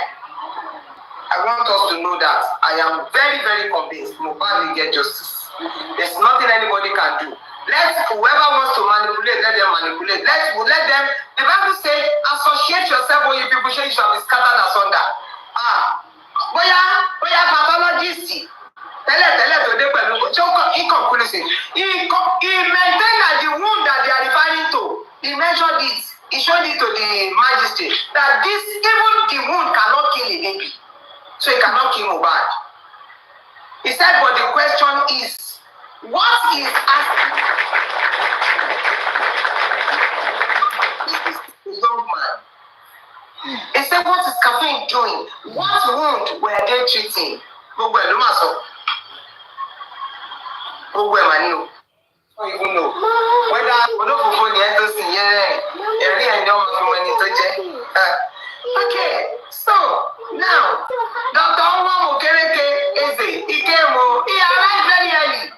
At least, when I got there by 10:15, I just needed you people to know that I got there. I got there in comfort. I returned home comfortably to the glory of God. And so, when he was being asked, what did you do to get to where you got to? What is the correlation?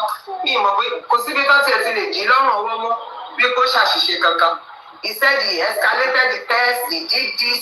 We would have waited for the cross-examination before we give ourselves hypertension. Honestly, about to do between that cross-examination, although he has that down, I'm not sure there was anything that happened because he has cited it and he has submitted this report. He was only reading the deposition, and a lot of people had it already. So I don't know. At least from that deposition, when when Barrister Abiodun said she should expatiate on item 105, page 25 or 25. Dr. Shitu stood up and said, no, it is enough a conclusion for this section to help us at the upper court. Wow. Oh God. So that is justice. Because me I always write something. History review of the body, medical, clinical, proceeding to autopsy, physical examination, external, because they were asking him, how did you get to the point that you got to? He said, one, by the next of kin, by the next of kin, the father did not go to check to see the body with them. He said, but he assigned a trusted person to go. So it was before him that the samples and everything were taken. And they began to say, what parts of the body did you work on? Did you work on? Did you work on? Àwọn ọmọ tí ẹ̀kọ́ sí ó máa pọ̀. He said the brain, the lungs, the heart, the liver, the spleen, the stomach, the pancreas, the small intestine, the large intestine, both kidneys, the bladder. He said if it is for men, they go to check the prostate. And if it is for women, the ovaries, the fallopian tube, the breast. But in my own layman English, when that he can ask as question is that what was the presence of antihistamine as well as caffeine in the blood doing? What happened? Because the wound he saw was so small, it cannot kill a baby.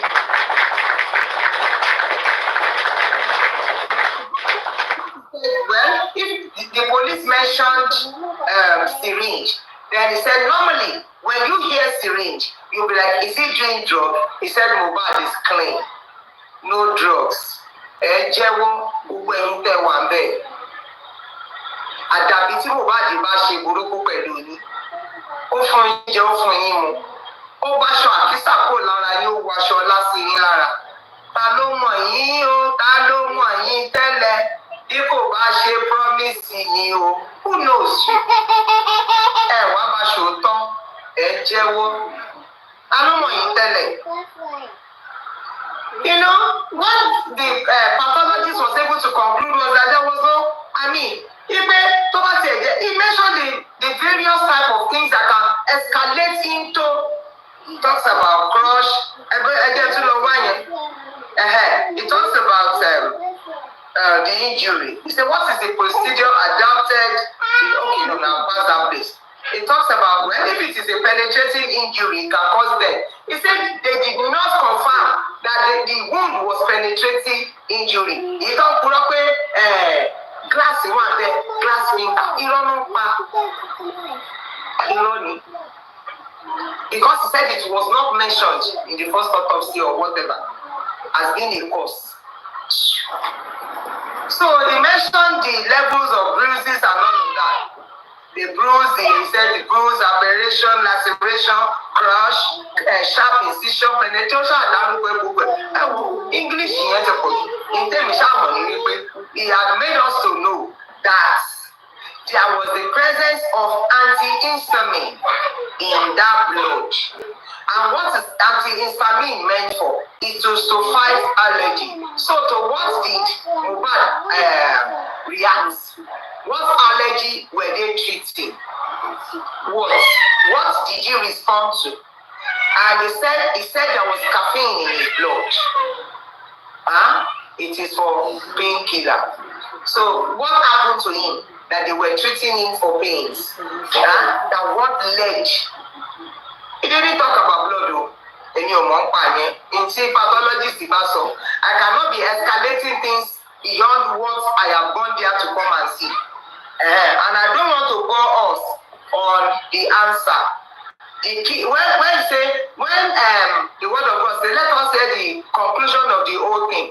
Yes, the conclusion of the whole thing was that there was presence of antihistamine, which usually is to fight allergy in the blood of, in that examination. How did he get there? Into Sonny. The second nurse that was there. Thank God. Go and look for that video where Cynthia said there was another nurse that they denied that nurse will come. That nurse will come and say, I will come and tell you yes, at least we have circumstantial evidences. We have circumstantial evidences, we have voice noted evidences, we have video file English here, English rich grace video file evidence. So go and look for the video.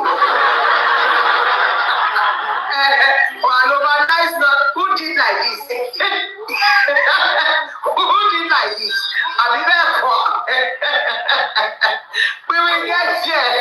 Hey, Baba, ọ̀fẹ́ ló ṣe wọ́n gbé ẹ̀ẹ́dínlẹ̀ kan alágbèdè Yúróòpù ọ̀fẹ́ ni bóyá bàbá Mohbad ló ní ìlú òyìnbó. Dr. Shitu said, I have confirmed with the pathologist, he said all of his money has been paid, and it is not less than 12 million, and it is closer to 20 million. And you want nǹkan, Ọlọ́run ó fìyà jẹ yín. I'm not talking about Wunmi Simo, I'm talking about you people that are on various panels claiming that you are for justice for Mohbad. Then that gbogbo èèyàn láàmú, you are dragging everybody, you are saying every derogatory things against everybody. God will drag you dirty. Èmi ò ní sọ jù bẹ́ẹ̀ lọ. Àwọn ọmọ pé wọ́n ẹ pàtẹ́wọ́ ń ká ẹ ní kóòtù wa máa pàtẹ́wọ́ dáadáa láti ijó mọ́lẹ̀ o. À ń pàtẹ́wọ́ fún ká pathologist.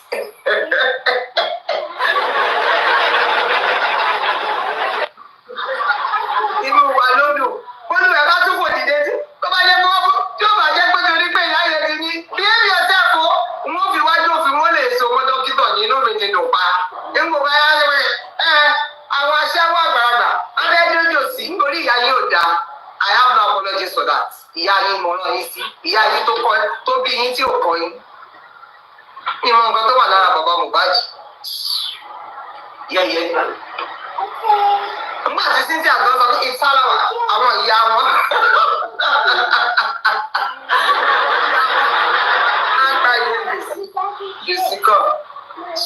Jòsímẹ̀, mo jèrè ọ̀rọ̀ lára yín lénìí, ojú tì wọ́n, ṣe gèdè ojú tì wọ́n ojú tì bẹ́ẹ̀ ojú tì yín, yẹ̀yẹ́ lè smell, God bless you jàre.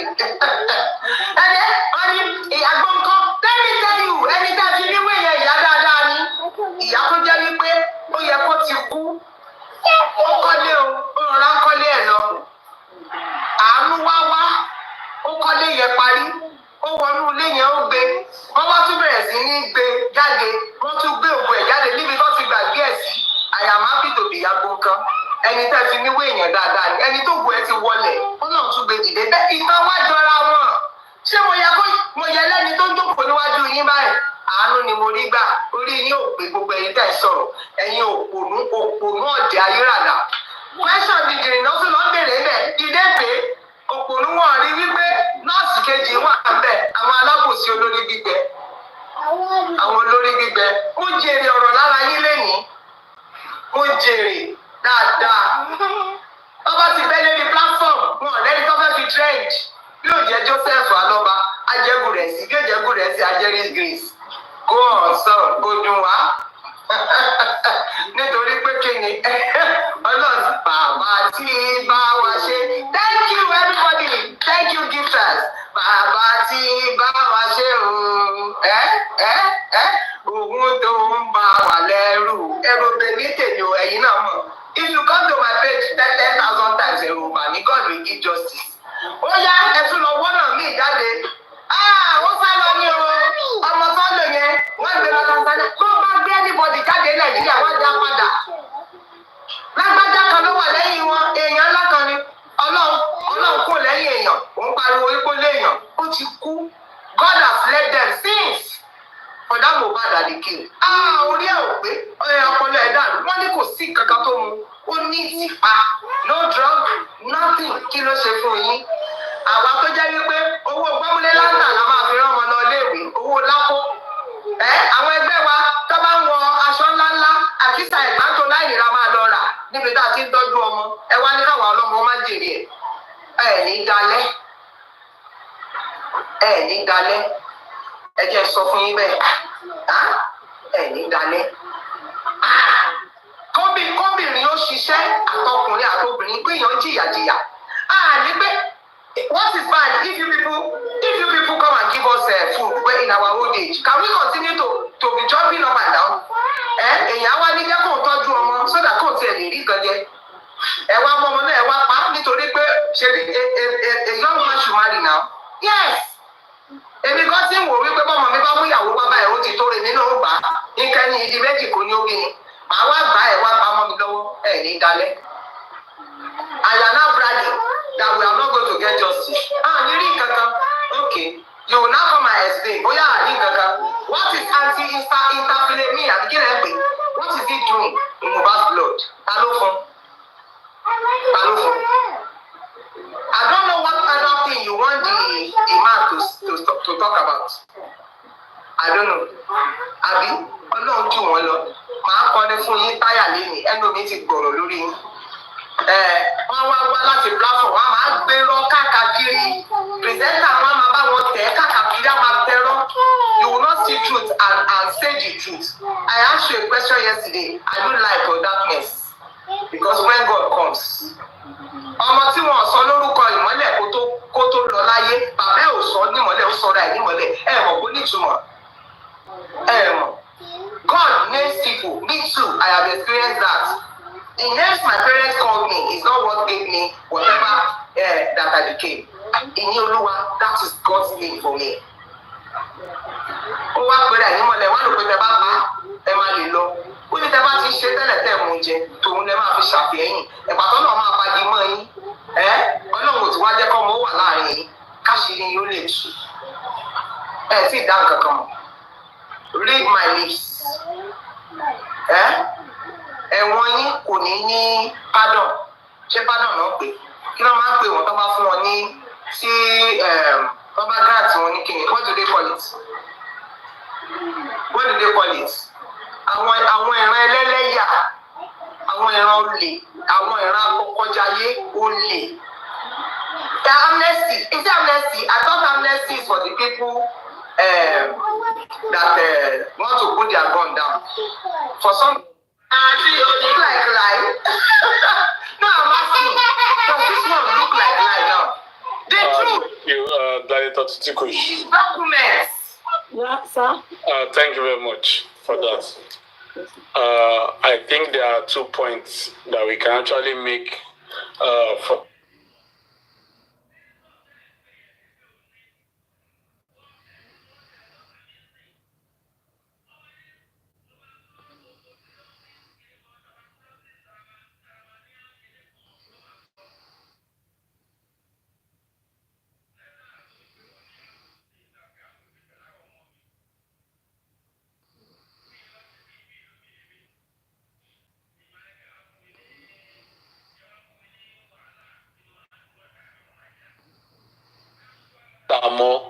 and anti-tetanus.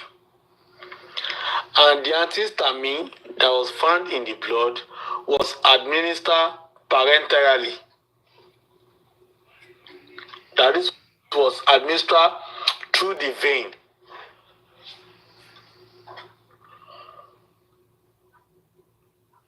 And the question now remains, who gave him that antihistamine? And why was he given antihistamine? Allergic reaction against what? What was he reacting to? What was administered to him that made him to start reacting? That they were trying to cover up with antihistamine. Any reaction of the body to a strange substance in such a body is an allergic reaction. So why was he given that antihistamine? And then don't let me deceive you. For the fact that the only injury they saw in Mohbad was that of the hand does not mean that Mohbad did not sustain injury in any other part of the body. Don't forget, Mohbad was buried. Mohbad was not well preserved according to what people have been saying. And the site of injury could be that part they intentionally allowed to decay, so that looking at the physical structure of the body or general body examination will not show any site of injury on that particular area where he sustained any injury.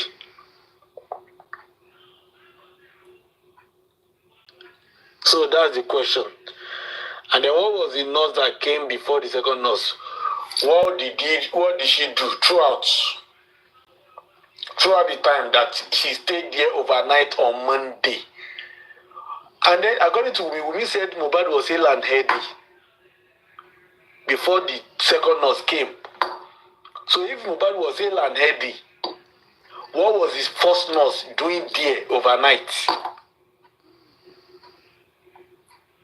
What was the nurse treating?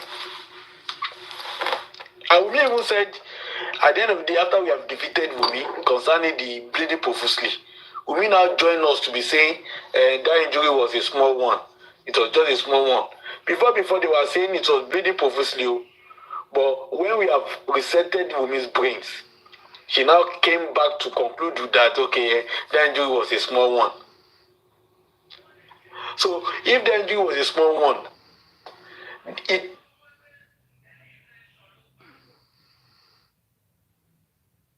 was, as soon as he got home to stay with Mohbad's dead body overnight. Could it be that overnight was when they were coaching all of them? That this is what we will see tomorrow. This is what we will do. You have to go and call in also. You have to go and do this. You have to go and do that too.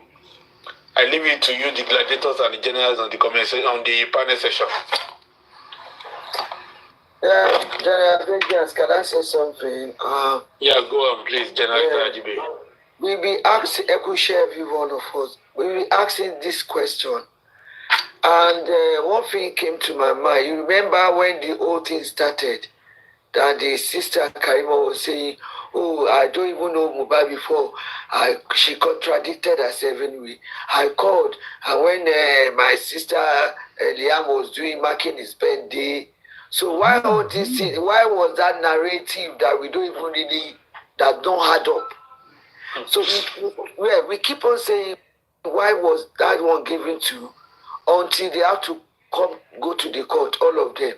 But there's two things. You want to say something? You're right. Yes, you're right. Okay. Then there is two things that came to my mind. Is Wumi that did this thing, and maybe with someone else, I don't know. But all those other boys, why they are aware of this and they kept quiet just to cover out for Wumi? Why? So they don't have conscience at all. Akamari meji nínú yín àbẹ́yọ kọ́kọ́ ní àná àkòrí bẹ́ẹ̀ o.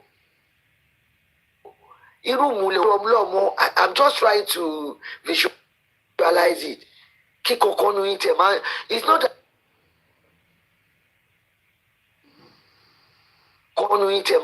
it's not that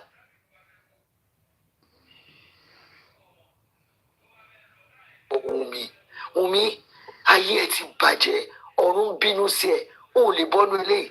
Then the second one, I don't know whether it's Yoruba I will say or Nigerian people, we are so wicked. Ìwọ Ìyábọ̀ ó ṣe ayẹyẹ fọ́mọ ẹ fine ó ṣe it doesn't matter. Now you are instead kó jẹ́ kí ọmọ ẹ Priscilla àti ọkọ ẹ kó máa lọ sí jẹ́jẹ́ wọn kó lọ ṣe life wọn. Now you are involving this Juma Max àbí kílẹ̀ porúkọ ẹ to in this Mohbad issue. So you have been trying to get into this Mohbad issue. You want to wreck this guy. The guy now made a statement. Oh, I wanted to. Yeah, it just came to my mind. I wanted to compensate. You knew that I'd never even spoken about Mohbad before. I need to compensate the boy. That's why he was my page boy or whatever they called him. Now you want to rope this guy to lie. You think you have done the whole thing, the whole one see, only. But that's like one thing that now you are getting Priscilla's husband involved. Oh my big no destruction. Go and write it down. I'm telling you, the spirit just ministered to me when we are listening to this voice something we just listened to from Mama Mommy English Grace. In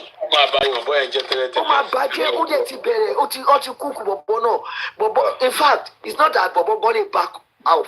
Oh my come on, show me a leche, Nilu, Tanzania, no. níbẹ̀ yẹn wọ́n máa tó gbogbo marriage ẹ òtútù plan pé kọ́kọ́ ọmọ ẹ ṣe tó bá rọra fi wọ́n lẹ̀ kọ́ lọ jẹ ayé ara wọn. ayé ẹ ti bàjẹ́ Ìyábọ̀ Òjó ayé ẹ ti bàjẹ́. tí báyé ṣe rí lélẹ́yìn ibo ni ìbẹ̀rù Ọlọ́run wà mà. kò ní bẹ̀rù Ọlọ́run ìyá mi kò ní bẹ̀rù Ọlọ́run kò tiẹ̀ mọ́ lọ́run. gbogbo ẹ̀ wà happy pé kò sẹ́ ọ́ ní ká máa bá láyọ̀ òyò wọ́n ní ìdí ọ̀dà wọn náà tó bá ṣẹlẹ̀ irú ọmọ tó ṣaláìsí àfi yọ̀ ọ́ bọ̀tẹ̀ ká àtúwò pa nkẹ́kọ̀ọ́ pé ẹ̀kọ́ kéèyàn máa tọ́jú ara ẹ̀ náà ní hospital Nàìjíríà ò dáa tó bá pé ó ṣe kíní ló yẹ kí bọ̀bọ̀ yìí máa ní oògùn ẹ̀ níwájú bí ẹ̀ bá ti ṣe àṣàrè da oògùn yẹn jẹ sẹ́nu wọ́n dẹ̀ ló ti ṣe tẹ́lẹ̀ gbogbo ara tá à ń sọ náà tẹ́ ẹ̀ ń bàlù jẹ́ you have even sori o ti ṣe mistake yẹn Ìyábọ̀ I'm telling you you should have left Juma Jukes àbí whatever you call his name to go with your daughter ó ti gbé wọ́ tí o bá ti fẹ́ máa manipulate. nítorí pé èṣù tó yùkú tí Ìyábọ̀ Òjó tó ń fọ́lò gbogbo nǹkan tó ti ń ṣe àìsí nǹkan ló máa ṣe rí ẹ̀sìn ẹ̀. ó dẹ̀ fi yẹn bàjẹ́. ó ti tán. gbogbo wa bá jẹ́ mọ̀ everybody tẹ́ wọ́n pé wẹ́n no matter what o wá tí wàá mo tí wàá rògbò ọkọ ọmọ yẹn náà ó rò pé kò gbọ́n yẹn náà ní ẹ̀ àní ti compensate mo ló ti fẹ́ bá Mohbad kan láti jọ kábíyèsí lẹ́dùn. Diamond Platinum ìyẹn tó jẹ́ ọ̀gá Juma Jukes àbí cousin ẹ̀ gbogbo wọn pátápátá ni àwọn ọmọ mi ọkùnrin òun ló ń bá wọn produce tẹ́lẹ̀tẹ́lẹ̀ bóun mọ má nìyẹn délédélé ni àwọn ọmọ onílé ọlọ́nà ni. àṣebí yẹn náwó bẹ́ẹ̀ ni. owó tí kì í ṣòwò kékeré. Diamond bẹ́ẹ̀ ni yẹn ti àgbà ọlá gbọ́jú máa dùn. gbogbo ṣẹ́rí gbogbo àwọn music ẹ̀ ọmọ mi ló produce most of his music ní London bíbá yìí náà. omi lè yàn that is what I'm saying yẹn mọ èèyàn rẹ who is who. Like someone said I think yeye àbí sọ yeye bọba gún wa pé tẹ bá mọ àwọn commenters náà ẹlòmíì dákẹ́ ẹ mọ ibi tí ọmọ wọn irú mama Lizzy mọmi Lizzy wọ́n sọ pé àwọn ní ọmọ ní Nàìjíríà tó kó wà ní the top kìíní tó jẹ́ house kìíní ẹ̀ṣẹ̀ mọ àwọn tó wà ní parliament you don't know who is who ẹ̀kọ́ ló pé àwọn èèyàn kọ́ dákẹ́ wọ́n wù. Exactly. tó torí pé ẹ̀rọ àwọn tá a kàn pariwo tá a jáde. Kábíyèsí Ọlọ́run. ẹ̀mí yẹn kọ́ sọ fún mi when I was listening wọ́n dẹ̀ fi wọ́n mú ọmọkùnrin Ìyábọ̀ dẹ̀ tún mú wọn tó bá rí wa fọmọ ẹ̀ sílẹ̀ kó lọ gbégbé láìfẹ́ ẹ̀ báyé mọ bọ́lọ̀ ṣe ń ṣiṣẹ́ o ti wá mú wọn kò bá sọ pé òun ò sọ bẹ́ẹ̀ mọ àbí kíní tó ti mú tó fi parọ́ tí ẹ náà sórí tó ń bolóbé orí aláǹgbà. Can you imagine? ó máa ríran wò. ó dàbí así. àwòrán ni. ẹ̀jẹ̀ wá ṣe publication gbogbo àgbáyé tí o pé I need to compensate the fact that we are meant to sing ẹ̀dá ọkọ ẹ̀ wá múrọ̀ yẹn ẹ̀ tún fẹ́ mú òun náà sínú ẹ̀. ẹ tún fẹ́ tú yẹn sílẹ̀. kábíyèsí kí wàá ní èrè gbogbo ariwo tó pa tó ṣe gbogbo yẹyẹyẹ ó dẹ̀ wá fi kọ́ yẹn ogún ọ̀rọ̀ ẹ rò pé báyà ẹ̀kọ́ máa mú jẹ lọ that singular something ó tún ní ìyẹn náà ni you see because that boy will make it láti ṣe. olùkẹ́ ìjọba ta ló ṣé ojú àwọn èèyàn fọ́ ni àwọn ojú ni kì í ṣàrùn mú. kò yé mi wá nítorí pé olúkálùkù ló ṣe ní kí Diamond ṣe kínní ibi tí ìbàjẹ́ ti wọnú I'm not in fact don't let me say much tó bá mọ tó ń bọ̀ Ìyábọ̀ ó bá ti wá fi ọmọ yìí sílẹ̀ kó ra máa lọ tẹ́jà ayé ẹ̀ pẹ̀lú òkú ẹ̀. nǹkan tó fẹ́ mu náà ló mú iṣẹ́ bẹ́ẹ̀ ni ẹ wá tì ó gbàgbá yín lọ́wọ́ kiri ẹ̀. ìyá mi. ẹ rò pé bẹ́ẹ̀ náà ṣe ń ṣe spiritual tẹ́ ẹ̀ ń ṣe kiri ẹ rò pé Ọlọ́run wò ó dẹ̀ mú bọ̀bọ̀ yìí ó dẹ̀ mú àti ọmọ ẹ̀. wọ́n gbé sọ́lẹ̀. kábíyèsí Elédùmarè in fact let me stop torí mo tẹ bí wọ́n ṣe ń sọ pé Mohbad I don't know what this guy has done to them anytime that they mention that the passion did oh man I wish he's alive now. èyí ni kọ́kọ́ ìyá mi. I wish kí ló kábíyèsí. Mohbad àwọn ọ̀rẹ́ náà àti last born mi ọkùnrin they are the same age. ẹ̀dẹ̀ wá nínú ilé ẹ wá dákẹ́ ẹ fẹ́ràn Ọlọ́run ẹlòmíà ní bá kókó máa kókó òtún báyìí rọ. Ọlọ́run kàn dákẹ́ adákẹ́dájọ́ lọ́lọ́run. adákẹ́dájẹ́ oje yẹn náà ẹrù bẹ̀rù lòun náà fi àtọ̀rẹ́ náà fi sọ díẹ̀ tó fi sọ yẹn because láwọn ló sọ pé náà fọwọ́ mu wọn tó pa mọ́ ẹ wá dákẹ́ inú yín tí wọ́n promise yẹn máa lọ sí abroad wherever in the four corner of the universe kò síbi tẹ bá wà ẹ lè jèrè ẹ dẹ̀ máa padà wá nígbà bẹ́ẹ̀. Ghana gọtẹ inú ní tó bá pé Ghana lẹ lọ wọn máa fish yín out. Africa náà ti ṣe é ti. African country gan ló ṣòro ìdádà kan ẹ jẹ́ káwọn ará South Africa mọ̀ pé ìyìn lè wà bẹ́ẹ̀ àwọn òkúkú gbàgbọ́ wọn fẹ́ràn Nàìjíríà tẹ́lẹ̀. wọ́n máa sọ wọ́n lẹ́nu wọ́n sọ wọn tó yẹ ní pẹ̀lú táyà lọ́rùn. Ìyábọ̀, you are so deadly. Jezebel incarnate yẹn. Ó wá tún mú Juma juice àbí Juma jazz àbí whatever.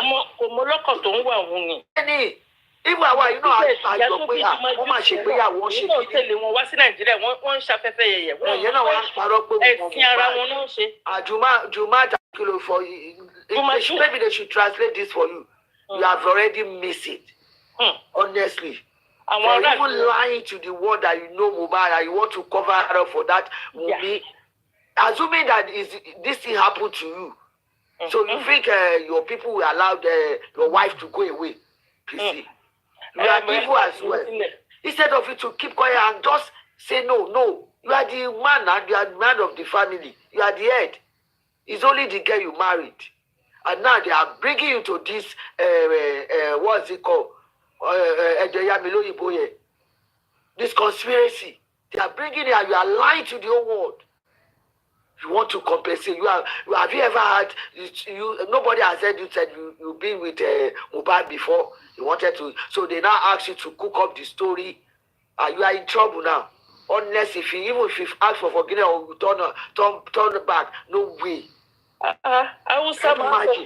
Àwọn Awúsá máa ń sọ kinní kan wọ́n ní bẹ̀rì pé kò fi nǹkan sílẹ̀ when the bèjì bẹ̀rì ìbàzẹ́ ìjì hóhòhò ó máa ṣe hóhòhò tásìkò bá yá kì í ṣe nísìnyí ó máa ṣì sunkún ẹ̀.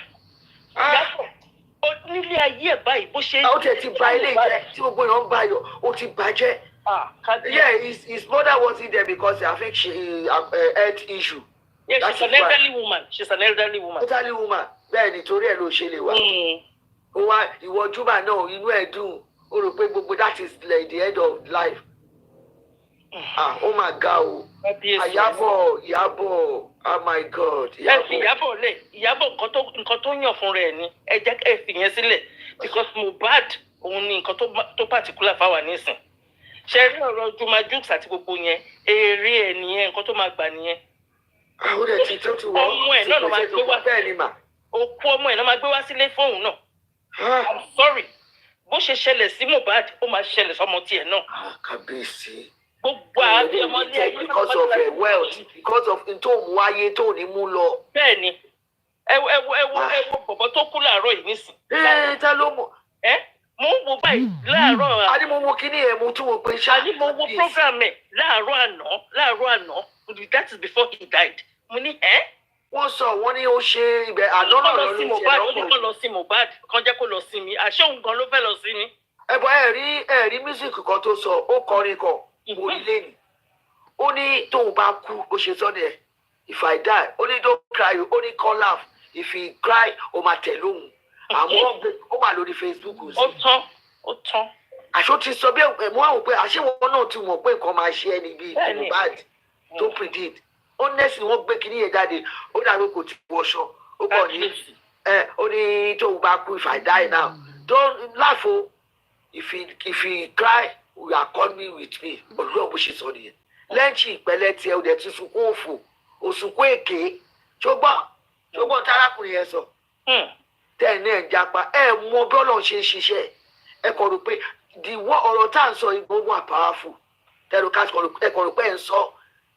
Ẹlòmíì ò tí ì jẹ́ta kò tí ì jẹ́ kó tó bẹ̀rẹ̀ sí ń sọ̀rọ̀ Mohbad ojoojúmọ́ gbogbo aláwa nídìí Mohbad tá a jẹ́ ohun tí tó bá gba justice kí gbogbo àdúgbò. Bẹ́ẹ̀ni ó ní wọn gbọ́dọ̀ sí ní Ìkòròdú mọ́ kó wá bó ṣe máa lọ sí ní better place àtẹ̀kùn báyìí ó ti sọ nǹkan mìíràn tẹ́lẹ̀ but you see pẹ̀lú bó ṣe ní health issue ó yìn jáde tó náà ní kí ìyàwó ẹ̀ ló máa ń ṣe ó yìn dé lásán tó ṣe February ni tó bá wà bẹ́ẹ̀ wọ́n á ti dì í mú. We see Nigerian problem, no hospital, no good something. Irú ẹ̀ owó gan, báyọ̀ oògùn yẹn máa wọ́n jù, ó yẹ kó ní oògùn síwájú anytime. A ní tó máa reach out sí. Ó dàbí ẹ̀ tó ní asthma láti máa gbógun ẹ̀ káàkiri gidi tó bá rí. Ọlọ́run òye ẹ̀dẹ́ lọ́rọ̀ Ọlọ́run o. Gbogbo yín àti ẹ̀yin tẹ̀ ń sọ spiritual attack. Ẹ̀jẹ̀ fi lè kọ́ ọmọ. Tẹ̀lé ń dáwó ẹ̀jẹ̀ sí mi, ẹ̀jẹ̀ kí fámìlì yẹn sí mi. Ẹ jẹ́ kó mọ̀ nǹkan tó ṣẹlẹ̀ gbogbo wa kàn wò pé kí leléyìí. Ẹ̀rẹ́ ọ̀rọ̀ Mohbad is something else o. Ọ̀rọ̀ kan sọ sí mi lọ́kàn nǹkan tó fà tí Wùnmí ò fẹ́ fi ṣe kò fẹ́ fi ṣe kí lorúkọ ẹ̀ DNA yẹn mo dẹ̀ ti ń rí kinní yẹn láti bìkínì ó ti pẹ́ ṣé mo pé Wùnmí òun fúnra ẹ̀ ló sọ pé ṣèbóhun ọmọ Gen Z lòun gbogbo àwọn ọmọ Gen Z wọ́n máa ń ṣíkùnlẹ̀ ní tán bá lóyún bẹ́ẹ̀ ni wọ́n máa ṣe picture ẹ̀ wàá rí ìdodo wọ́n máa yà ní gbogbo wọn ni even Chioma ìyàwó Davido gbogbo wọn exactly and even Sophia gbogbo wọn àti ètò àlẹ gbogbo wọn ló máa ń ṣíkùnlẹ̀ wọn àyà fọ́tò so gbogbo àwọn nǹkan bẹ́ẹ̀ yẹn wọ́n á ṣe bébí kí wọ́n máa ń pè ṣáwà owó òṣìṣẹ́ tó ń ṣe títí ẹ̀ ẹni tí kò bá dúró tó ń wò níwò kan ni. òróró yẹn ni ó fi bókun. ló kaba lówó ìjọ ìkómọkọ ó náà ṣe bébí ṣáwà. ìjọ ìkómọ o ìgbà tó lóyún tó láwọn ń ṣe engagement tó sọ di marriage. èmi tún sọ bébí ṣáwà ṣe mọ̀ pé àwọn Gen Z ẹ̀ máa ṣíkùn wọn lẹ̀ ìwò bébí ṣáwà kíní èyí eléyìí ọkọ yẹn ọ̀rẹ́ ọ̀dàlẹ̀ tó sá lọ tó lóun lọ Canada tó ní ọjàdì kí lorúkọ ẹ̀. orúkọ ẹ̀ ṣe. ọmọ tó tọ́ni Taylor ni olùsí tó bá kọrin àgọ́tì náà orúkọ ẹ̀ tẹ̀ ti sá gbọ́ ọ̀ ní ayé òní rántí orúkọ ẹ̀ mọ́ níwò. bẹ́ẹ̀ni ó ṣe máa rí ìdùnnú yẹn fún rẹ̀ lọ. ṣiṣẹ́ àmọ̀ yẹn wá dúró yẹn ló ń gba rẹ́rìn ló ṣe kíní gbòǹgbàjù fọwọ́ ó fún ìdánwò ẹ̀ ó dẹ̀ wò mo ní kíní bọ̀bọ̀ ìró ní ọkọ ẹ̀. obìnrin yìí òun kọ́ ló lọ́mọ yẹn. ibo Tádé ṣe pé. nǹkan tó fẹ́ fi kó gbogbo wẹ́ẹ̀tì Mohbad. àjẹ wickedness ni ẹ̀ náà ó pààyàn báyà mo tẹ mọ́mọ́ bẹ́ẹ̀ dẹ̀ mọ́mọ́ Bella Smuda lẹ́ ń sọ. wọ́n ní ààrẹ mọ̀ká yé ti orúkọ ẹ̀ ti pàdé. olójúbọ ojú èdè. ó dàbí ẹnu ẹ̀ dàbí ẹnu asín. asín ojú bí ojú èdè. bó ṣe rí nìyẹn òun ló bá ṣe yẹrẹ Mohbad dẹ̀ káwọ́ kó báyìí. gbogbo wọn náà máa gba result. kò sínú lẹ̀ ìwọ Gen Z. gbogbo wọn náà máa gba result gbogbo àwọn. dẹ́wọ́ ṣe kó ti plan gbogbo kíní ilé alágbòrò bímọ sí gbogbo àwọn ẹgbẹ́ bímọ sọ. oyún yẹn tẹ̀lé kó láti káàkiri. oyún tó lóun níyẹn kò sẹ́ni tó rí kùn yẹn sẹ́. èmi tún mo fọwọ́ sọ̀yà Wùnmí kọ́ ló bí ọmọ yẹn. nǹkan tí mo tún rò lọ nìyẹn ó nílé alágbò ọmọ ṣe ọmọ Gen Z ò lẹ́rí tó lọ tó yálé alágbò rí. ẹ wá parọ́ mọ́ Mohbad pé Mohbad náà lọ sọ hospital ṣé ìyá Mohbad bí sí hospital ìyá mi nǹkan tí mo fẹ́ bèrè sẹ́ àwọn ọmọ Gen Z sí wọn ń yálé alágbò rárá. so tó bá jẹ́ pé ilé alágbò ló ti fẹ́ lọ bí ọmọ yẹn sí ó ṣe jẹ́ bẹ́ẹ̀. ebo ṣètò ẹ̀kọ́ nǹkan ló bímọ ni dọ̀ kí ló dé táwọn àwọn alágbára òkùnkùn tán náà wọn. kò yé ní nǹkan tí mo sọ òun ló ṣe ọ̀nà ni mò ń ṣe òun náà fẹ́ fi kó gbogbo wealth ni mo sọ fún yín Mohbad kan ló lọ́mọ definitely we all know that òun gan kọ́ check paternity ẹ̀ please. hello twins grammar. yes ma. well ẹ lè rò bẹ́ẹ̀ pé òun kọ́ ló Mohbad kọ́ ló lọ́mọ. yes. but ẹ lè rò pé Wùnmí náà kọ́ ló ní ọmọ torí ó dàbí pé madam talk is cheap gan wọ́n ti sọ̀rọ̀ yẹn rí. bẹ́ẹ̀ni pé àwọn rò ṣe mọ̀ pé èrò náà ni. ṣé mo pé ó ní èpè kan ó ní èpè kan tó ṣẹ́ ẹ bá rántí nígbà tó wí wípé àbú ebè tó ń fi sọ ó ní àkàlà kìnìún kan tó bá gbọ́ ìyẹn kọ́ ni mo sọ ìyẹn kọ́ ó ní kinní kan tí Wùnmí sọ ó ṣépè lórí ọmọ ẹ̀. ó ṣépè kan ló ṣẹ́ lórí ọmọ yẹn. Tí mo wá tún rò ni pé how can she be so desperate? Exactly. At that age. She's not she's only 20-something, she's like 60-year-old woman. Ó dàgbé something is tó ń happen tọ́lọ́ dẹ̀ máa tá sí. Ọmọ yẹn ò bá kí ń ṣe ọmọ àtìláwí bàbá yìí. Yes. Tó dẹ̀ jẹ́ pé at the same time ọmọ yẹn ò ṣe ti Wùnmí. How did she now get the son? Nílé alágbo. That is the question. Because this is a riddle. Kò tiẹ̀ ní kò ní choice náà gbọ́dọ̀ ṣe DNA. Ṣé mo pé wọ́n ṣe DNA? Mo ń bọ̀. Wọ́n ṣe ọba tó bá jẹ́ pé ọba wà genuinely ipò òun ni bàbá ọmọ yẹn. Á jáde, á gbé ẹsẹ̀ ọlá fi dé báyìí, á gbé jókòó. And ṣẹ́rí ìwọ̀n tó bá tún lè má fi fẹ́ ṣe bẹ́ẹ̀ yẹn. Nítorí ìyàwó ó láwọ̀ ẹ̀hẹ̀ torí àwọn ìyàwó ilé. Àìmọye àwọn kan wà tó jẹ́ pé wọ́n fẹ́ra wọn látàárọ̀ ọjọ́ ó dẹ̀ ti níbi tọ́jọ́ dì sí. Bẹ́ẹ̀ni. Ẹ lè ti torí pé wá jẹ́ ọba ẹ wá sọ pé fẹ́ fọwọ́ lágbá obìnrin yẹn lójú. Wọ́n gbà ó. Tó bá níbi tó ti jọ dì sí pẹ̀lú ṣẹ̀kí yẹn, ọgbà ò lè láyàláyà kó ló fẹ́ gbé nǹkan bẹ́ẹ̀ wọlé no matter what. You are right, ma. But kò sígbà tí ẹ̀sìn yóò rí tù. Káṣí mọ́lẹ̀ yẹn máa dúró fún gbogbo ẹ̀. Gbangba ọlọ́ọ̀ má jẹ́ kí Mohbad sùn. Gbogbo nǹkan tó ṣókùnkùn sí gbogbo wa. Gbogbo nǹkan tó ṣókùnkùn sí gbogbo wa. Gbogbo ẹ̀ la máa rí lágbára náà. Ṣé mo pé kí ni fọ́tò Mohbad wọ́n dé àmọ́ bó ṣe ṣe síwájú ẹgbà tí ó ṣubú yẹn. Ó wà lẹ́yìn ẹ bẹ́ẹ̀ ni ó wà lẹ́yìn ẹ. Ó dẹ̀ ń wò ó dẹ̀ reflect. Ó ga ọ. Kò tí ì rí nǹkan kan. Àwọn kan wá ń sọ pé attack ni. Ìyàwó yẹn sọ ó ní kó ti ní problem yẹn ti pẹ́. Wọ́n ti yẹ́nu padà. Ẹ mọ̀ pé wọ́n sáré wọn lọ gbé wọn lọ gbá àwọn ìyàwó yẹn méjì tó tẹ̀ yẹn ló bí mi inú ẹ̀ jẹ́ kí fámìlì wọn tẹ̀ nísìnyí wá ń tábì wọn lórí kinní èmi ní fọ́sọ̀ ayé ìmájì. Ìyàwó tó wà wà nílé ìyẹn ní òun wà kíchìn pé wọ́n wá béèrè pé kí ó ló máa ń ṣe tẹ́lẹ̀. Right up ẹ gan ti wá ń tà right up ẹ wà tèmi tó ṣàyẹ̀ lórí kinní. Kọ́tẹ̀ tó gbé right up yẹn lòun náà gbà táwọn pàpàrí ni wọ́n pọ̀ mbẹ́. Àwọn alábòsí ọlọ́gbó ẹ̀rí bínú àṣejẹ ọlọ́run gbogbo yìí. Àmín. Àti kí ló máa ń pè aristocrat gbogbo wọn tó wá gbà wọ́n tí lédi ẹni náà ipò tí ń ṣe tẹ́lẹ̀ ó last one tó ṣe February ni ó ní sọ àwọn dẹ̀ gbé lọ sọ ló forí lálẹ́ àwọn gbé lọ sápò wà bẹ́ẹ̀ ni pé kíchìn lòun lọ sóúnjẹ. ó ní tí kò bá ṣe kó forí la òkúta ibi tó ti ń ṣubú yẹn pé ó lè má kú. Òṣòro náà wá dì í bóyá bó ṣe ń ṣe nìyẹn. Ó ló ti forí la òkúta níbẹ̀ yẹn wá ń ṣẹ̀jẹ̀. Ó ló forí gbá. Orí tó fi gbálẹ̀ yẹn ló fà á. Wọ́n tún wá domi lù ú bí bá ṣe domi lù ú. Ó láwọn tó ń kọjá lọ tún wá ń domi lé lórí. Ẹgbẹ́ wọn rò pé rárá gírì ni. Ṣé mo pé gbà tí pàpẹ́rẹ́ tún béèrè lọ́wọ́ ẹ pé is this spiritual? No bóde ti yẹn ní ó ti o. Gbogbo wọn wá dá inú wọn wá kọkù wọn ní òkè kò ṣe é. Ọlọ́run á bí. Báwo ni ẹni tó kàwé tẹ́ǹkan ṣe lè máa ronú lọ pé nǹkan bí ògùn every time pé nǹkan báyìí.